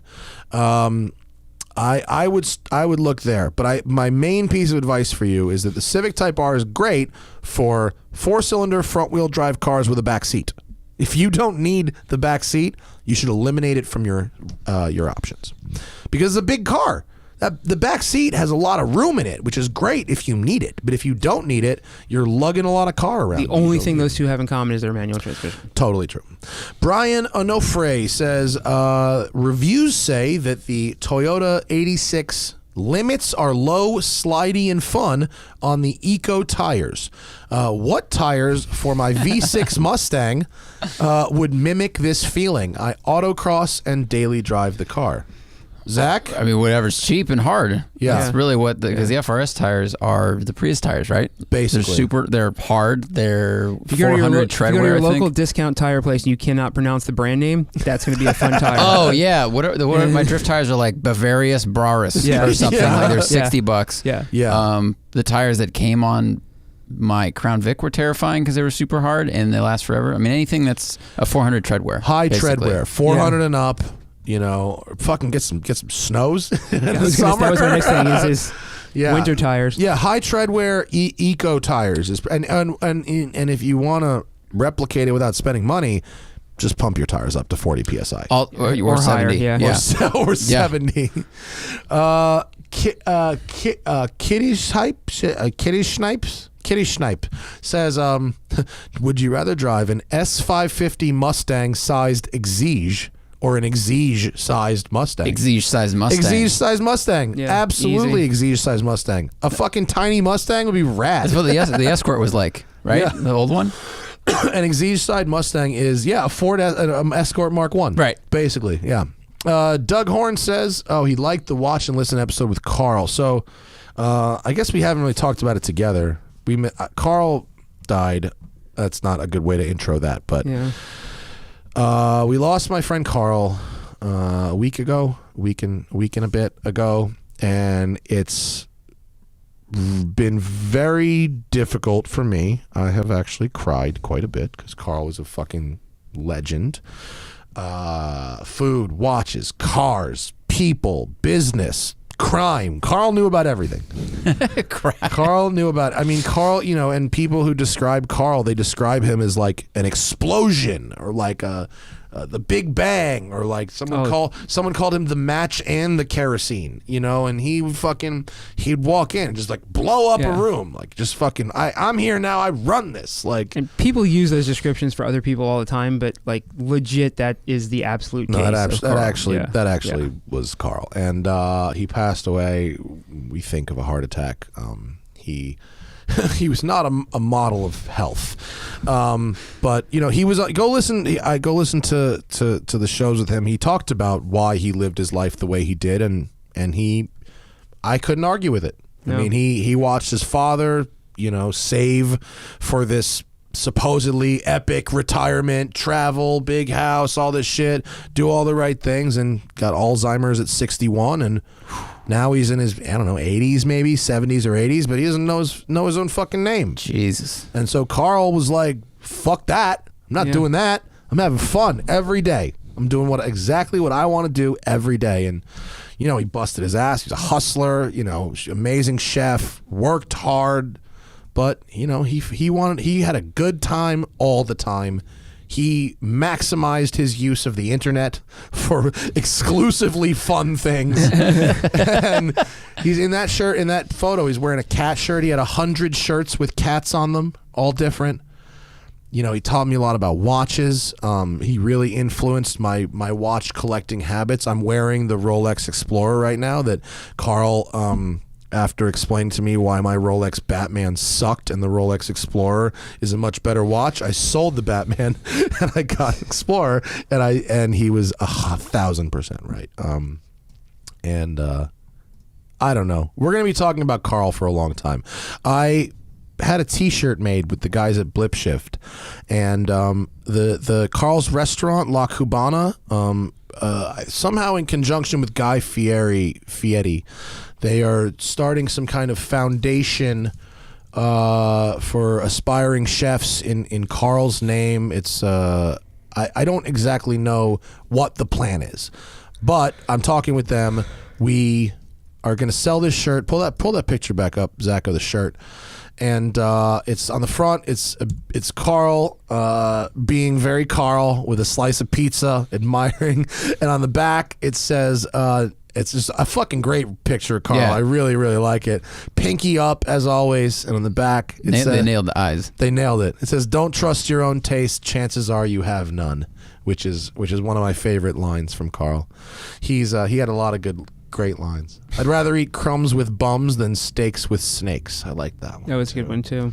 This restaurant is beautiful. By Yo, the way. La Cubana fucking rules, is dude. beautiful. Hannah and I went and ate there, and it was amazing. And they are going to continue serving chef's food. It's a beautiful restaurant in the meatpacking district. Cuban food, I don't know if you guys know this, but Cuban food is fucking disgusting. It's not good. It's just they don't have good ingredients there, and it's like just not good. Carl made amazing Cuban food, and it was absolutely delicious. We should say Cuban food in Cuba is known for being even pretty Cuban food in America sucks most of the time. It's just not good. It's not that flavorful. Like most of the time, not all of it, but like in general, it's not that great. But Carl and that restaurant was popping the fuck off, dude. It was music and dancing like every night, and man, it's like there's like so many fun moments that I won't get to enjoy with Carl anymore, which is really, really sad. But like I'm really glad there's like so much recorded media of him. I went and listened to I last week when I was on the road, I ran his episode of the Watch and Listen podcast, which I called Carl Ruins Everything, and I ran that as the Smoking Tire. And I it's such an amazing piece of radio. It's just he's so good. He's just so good. He's just like, here's a guy whose job it is to cook food, and he is better on a microphone than 99% of professional broadcasters working today. He's fucking gold. He's gold everywhere. Everywhere you bring him, he's gold. Well, doing this, the microphone, Yeah. And I was in radio for years, I found that the guys that are better than that are the guys that's just their personality. That's just who they are. Mm-hmm. And Carl's personality, whether you put a microphone in front of him, whether you put a stove in front of him, or whether you put an audience in front of him. Yeah. Because he could be his radio guy while cooking a meal for like 30 people. Yeah. He wouldn't be distracted by the food. He'd continue to entertain you the whole time. Yeah. It's amazing. It's amazing skill. He came to my Amazing house and taught me to make matzo ball soup, which I've been trying to replicate ever since. And I've never gotten it exactly the way he's gotten it. And it really bums me out that I won't be able to have him teach me how to do it perfectly. But I made it last weekend, and I'm going to keep making it until I get it right. I know how to do it, but I keep fucking up little things. And I made it almost right after I heard he died. I made it. And I was so fucking distraught that I forgot to put vegetable oil in the matzo balls. And I made the soup and the noodles and the vegetables were perfect. And I fucked the matzo balls up. But I know how to make good matzo balls like he did. To make matzo balls, normally it's like matzo meal, little salt, eggs, vegetable oil. That's it. Mix it up, and then you fucking make balls. Carl separates the yolk from the whites and meringues the whites and makes the fucking matzo balls with a meringue. Whoa. And like just does all this other shit. Like he the chicken for the broth, like you make it from scratch. So like you roast the chicken in the oven for 45 minutes, but then you put it in a colander with all the scraps of the vegetables, the onion skins and shit, and then you put the colander over the boiling water. You pour more, and then you cover it, and so as it steams, the steam then drops back over the chicken and the skins as it goes back in. It's fucking amazing. So it's like extracting more and more deliciousness It just from all the stuff. recycles Wow. its flavor. It's so amazing. Wow. Yeah. And I'm going to get it right this fucking weekend. I'm going to get it right. Like it's like, and when he came to my house, I was like, he made this soup, and we were hanging out and drinking, and he made the soup before we went out to dinner. I thought the soup was gonna be the dinner. He made the soup. We ate the soup, and he goes, steak? And we got in a fucking Uber and went to Adam Perry Lang in Hollywood and ate all the meat after this matzo ball soup. But he made me this soup, and I was like, how is it that a fucking Cuban guy can make this soup. And he goes, cuz, listen here. I won Triple G on a panel full of Jews with this soup. That's what he called guys' grocery games, Triple G. Triple G. He goes, I won Triple G on a panel full of Jews. Nothing to worry about. That's fucking funny. He just understood it, man. You know, like a chemist. Well, that's the book that Carl told me to read, and it's the most interesting book maybe I've ever read, is called What Einstein Told His Cook. And it's a book about food science and why does salt behave this way? Why does sugar behave this way? What do yeasts do? How do they work? And it's just like amazing. What Einstein Told His Cook is the name of the book. Cool. All right, questions? We have more. We still have more. I know. I took a tangent into Carl, but we didn't. I'm not laughing at the tangent. I No. wasn't being disrespectful. I was like, it's like, okay, we'll go back to. Go back to that. Yeah. After talking about death. Right. Yeah, I know. Mr. Someone says, is now a good time to Fox Body? Is now a good time to buy a Fox Body? Are the prices going to keep going up, or will they come back down again? Nope, they're going up. Up. I mean, not up like a Fox Body. It's not going to be like $100,000. It's not going to be a Carrera RS. It's not going to be an $82,000 Integra Type R. Yeah. Well, I mean, look, if you found a Celine, let's call it a Celine Fox Body with 3,000 miles on it, it might be $80,000. Maybe. It might be. Maybe. Fucking mine went for 65. Yeah. I mean, granted, it's a custom, but like, you know, the most expensive Fox Body to ever sell at auction was $82,000. Yeah. It was a 7-Up, a brand new delivery miles 7-Up car. But it's happened. Yeah. I don't think they'll come back down. A Fox Body is there are a fixed number of them. Yes. There will never be more than there are now. So, I think if you found a decent condition one and improved it slightly from whatever it is that you got, you're likely not to lose money on it. You can enjoy it, drive it, and likely maybe not make a ton of money on it, but not depreciate nearly what other projects in that era would probably are going to.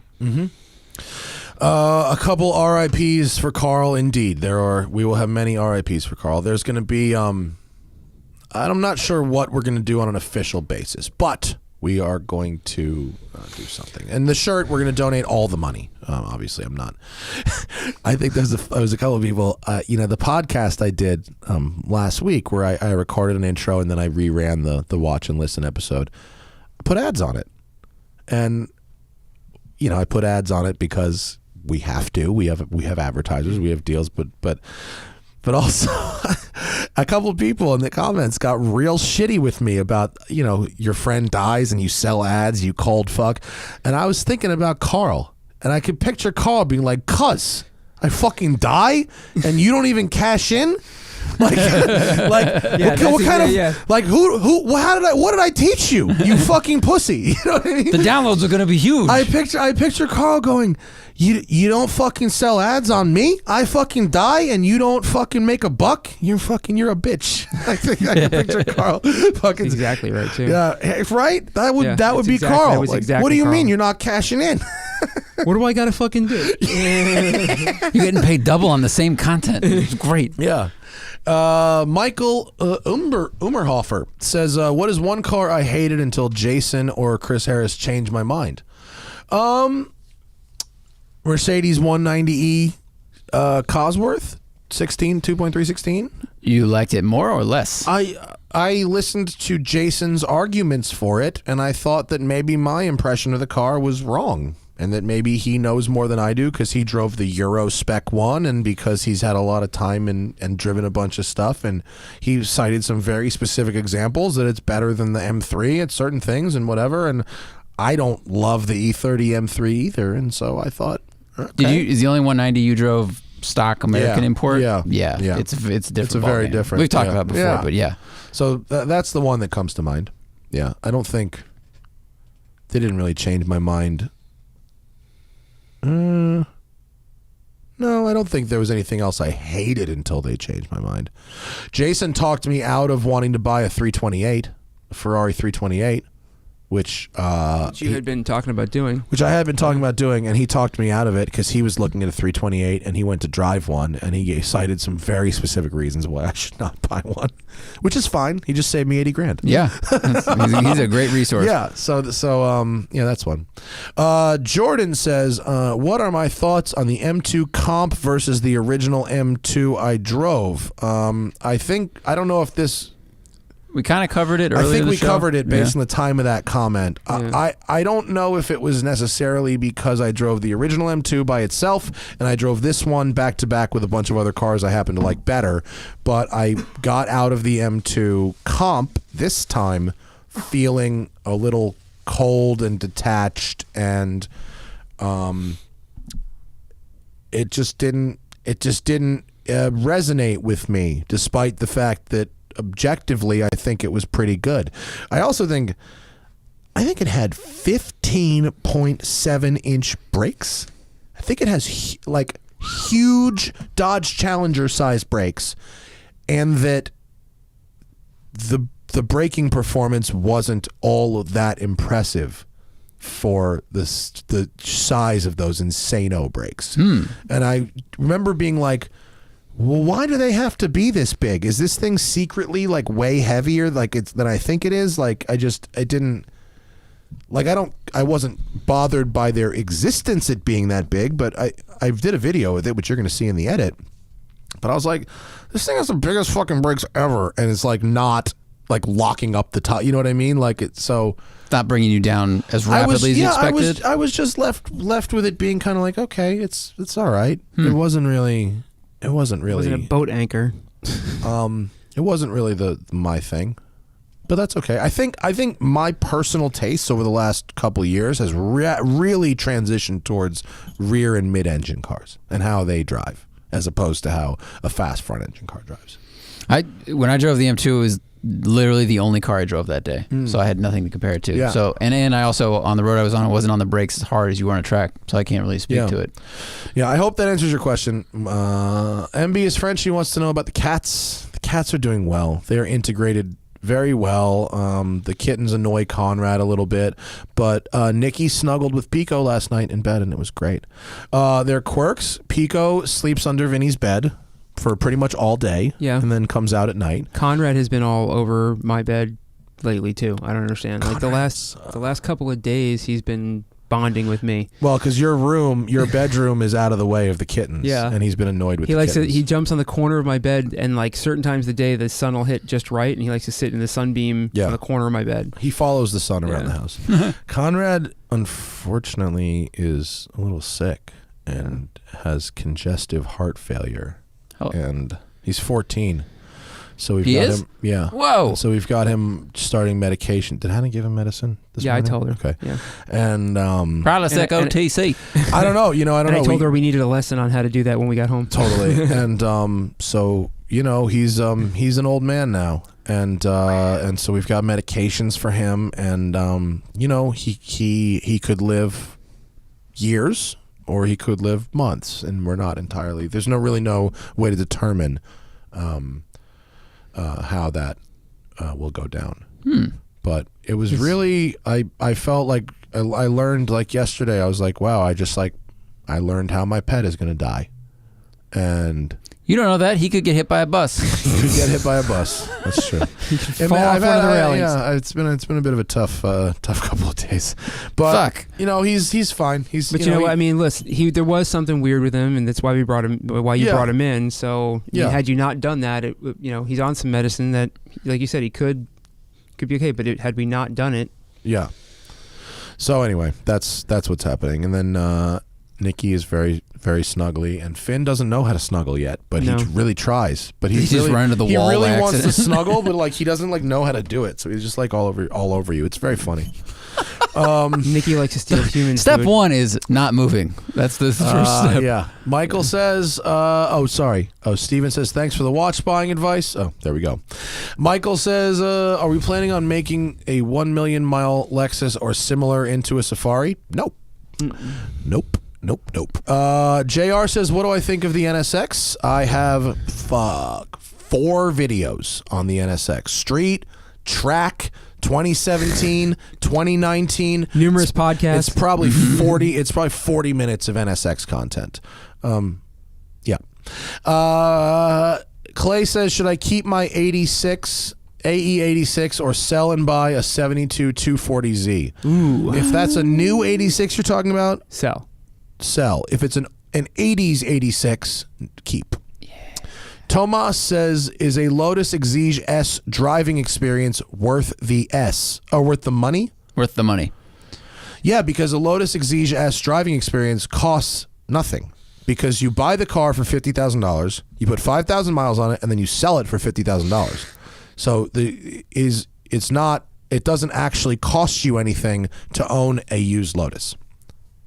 That's the truth. All it costs is fuel and tires. Other than that, you absolutely wash out every single time. A couple nice people with donations who don't even need us to do anything for them. Don't even jump, monkey. Just take this money. Isaiah wants to know what my take is on the recent Mazda RX-9 rotary rumors. Don't have one. Haven't heard the rumor. Wouldn't even give a shit if I had. I mean, honestly, the RX-8 was one of the worst sports cars I've ever driven. It's such terrible. Because the engine was terrible. But the rest of it, like, I thought the handling was fine. The steering was all that okay. stuff, but the engine sucked. It was so bad, and it ruined a chassis that is very good. It made the power of a 4-cylinder while consuming the fuel of a V8, and it had a tiny little tank that would. And I almost got stranded in that car. What a fucking piece of shit! And it sounded like a little. I just sound like a dentist drill. Yeah. I don't have any. I don't miss fucking. I appreciate. I'm trying. I think following Hurt from Hoonigan is helping me appreciate rotaries for their differentness, but they objectively suck. Yeah, because they're bad at their job. Yeah, kind of. They're interesting, but they're bad at their job. Yeah. Saucy P says $15,000 New England daily driver. C5 Corvette? No. 86? No. Fiesta ST? Yes. That's the answer. Michael says, can you recommend a first watch between $800 and $1,500? Okay. Interesting position to be in, Michael, because between about $500 and about $2,000, you're not really getting anything. Yeah. Like a nice Seiko is $500 or $600 and is every bit of the watch you're getting with like a $2,500 entry level Swiss Baume & Mercier kind of thing.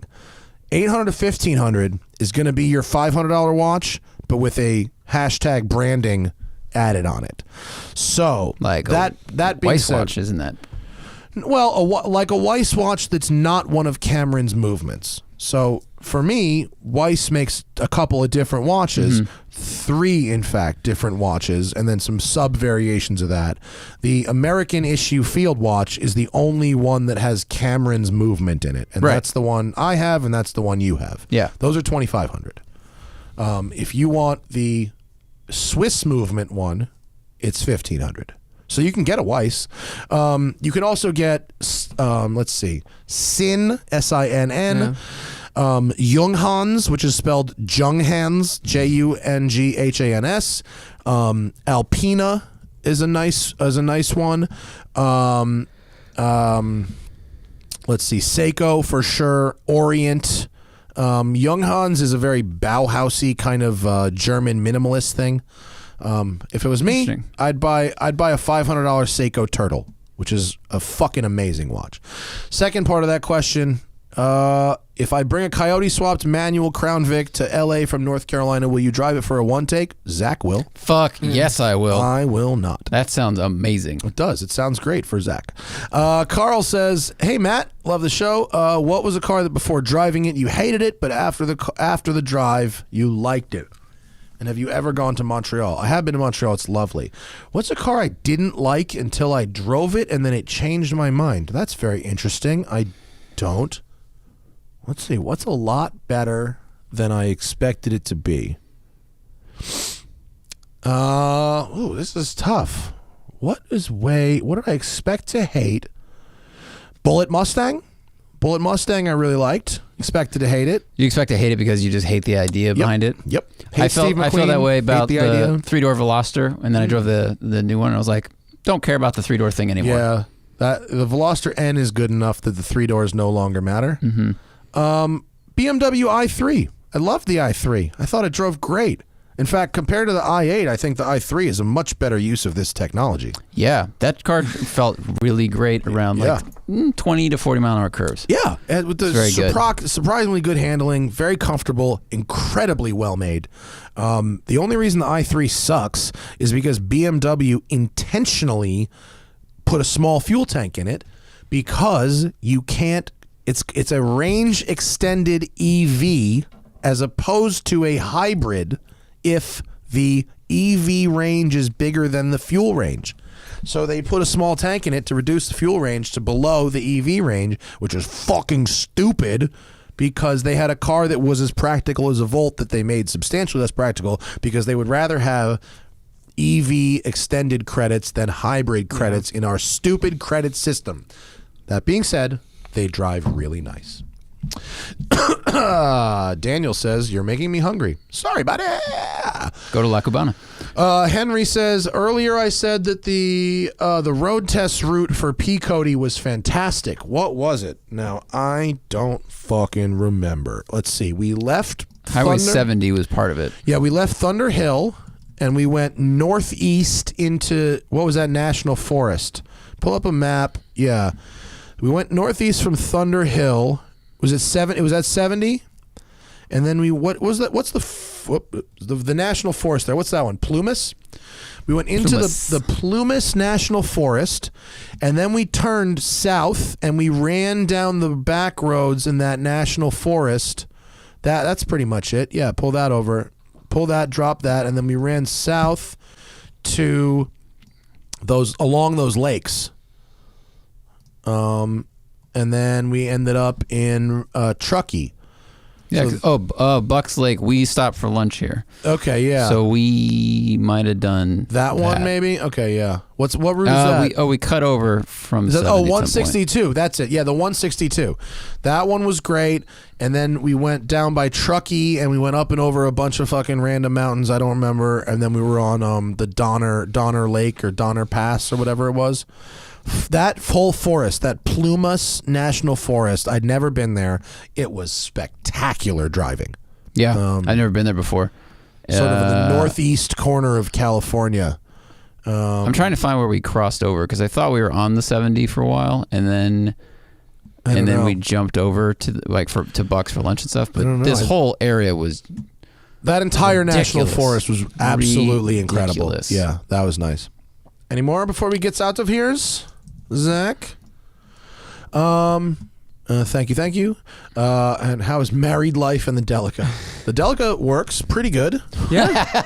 It does. I'm laughing because it's like, how's married life? It was like a 50s Friars club. Well, the Delica's working fine. Yeah. My wife, but No, my wife is unemployed. And at first she was very stressed out about it, and now she's really leaning into it. now she's fucking chilling. The Delica works great. She's consulting now. Yeah, she got a couple freelance consulting gigs, which is nice. Cool. It was good. And she's had a few interviews. She'll be fucking fine. The Delica works great. It's slow, but it's fun. I'm taking it in for a service on Monday. I want to have the trans fluid checked, and you actually can't check it from in the fucking van. You have to do it from underneath. Yeah. So I need to have the trans fluid checked. Timing belt. We're going to do the timing belt because it's an interference engine, and we don't know when, if ever, it was done. Probably never. Probably never. Wait, what's an interference engine? An interference engine is if the timing belt snaps, the valves and shit smash into the pistons. Whereas if you have a non-interference engine, you could snap the timing belt and the engine will stall, but it won't launch itself. Yeah, the pistons and valves are timed in such a way that they'll never touch as long as the timing is right.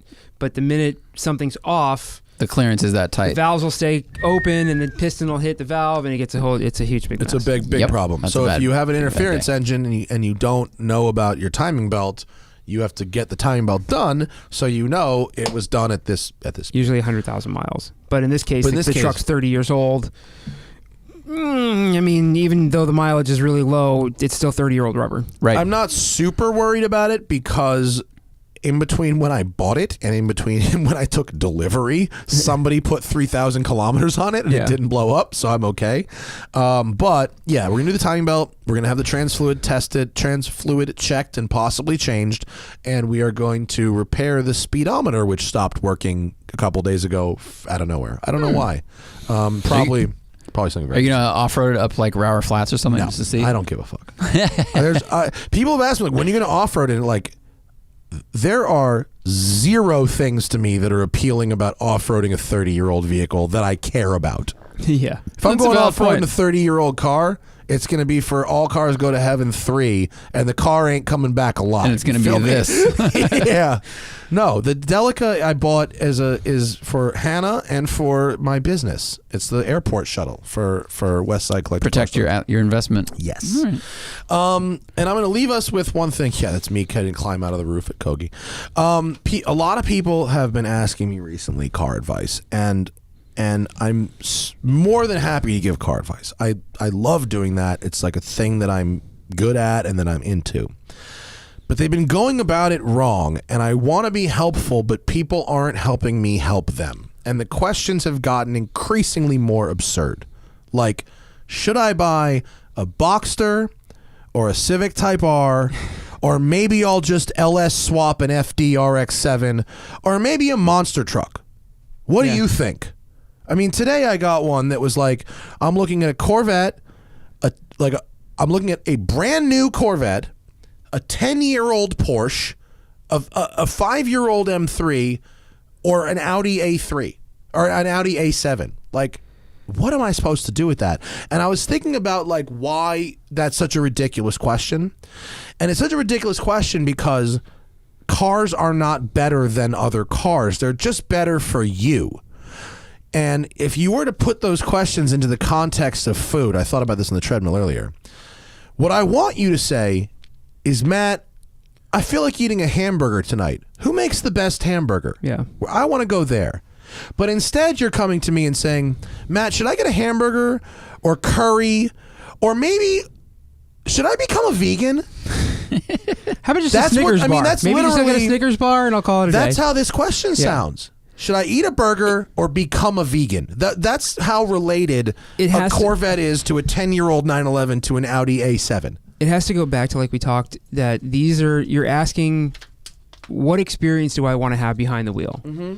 And you need to narrow it down to letting us know, what is it you're trying to accomplish? You know, do you strictly want, this specific, like, say, I want this experience. I need what's the best truck to tow in? What's the best thing I can do this with?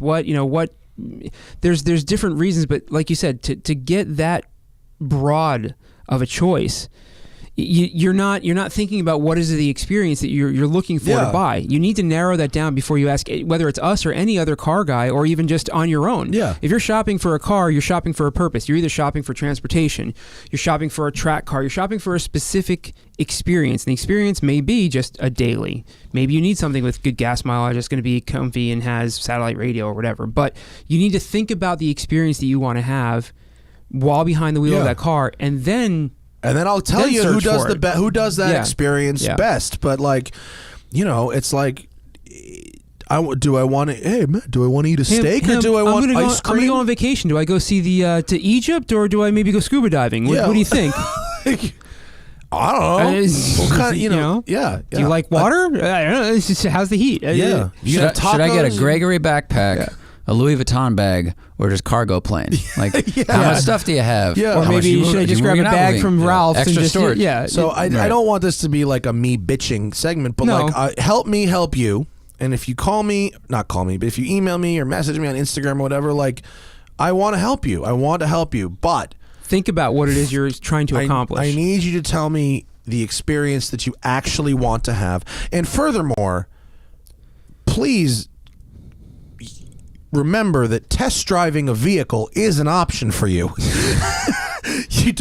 There's ways you can go to places and test drive cars. CarMax. And if you and a lot of people who ask me the question of do I want a hamburger or curry or become vegan, they are doing that before they've even driven any of this shit. Yeah. And so they don't know what experience they want because they don't know what experience is available. So like what you should do is watch my videos or somebody's videos or whatever to get a sense of what that experience is For you. Yeah. Decide if the experience I'm having matches the experience you want to have from the video, and if not, ask me how you can get the best of that experience. I always use a story. I had a buddy of mine who bought a car and he commuted a lot. And he had a specific system in the morning. He'd get in the car, he would go get his coffee would go here, his phone would go there, and he had this system. And he bought this new car. It's the car he always wanted, and he ordered it, never drove it, whatever. And he went to get in it like the first week, and it like he couldn't put his phone where he normally put it. And it sounds silly, like, okay, we'll just get something else. But that was his system. That's, he had this way of doing things every morning that the coffee cup wouldn't fit in the cup holder just right. This phone didn't have a place to put his phone where he could see it.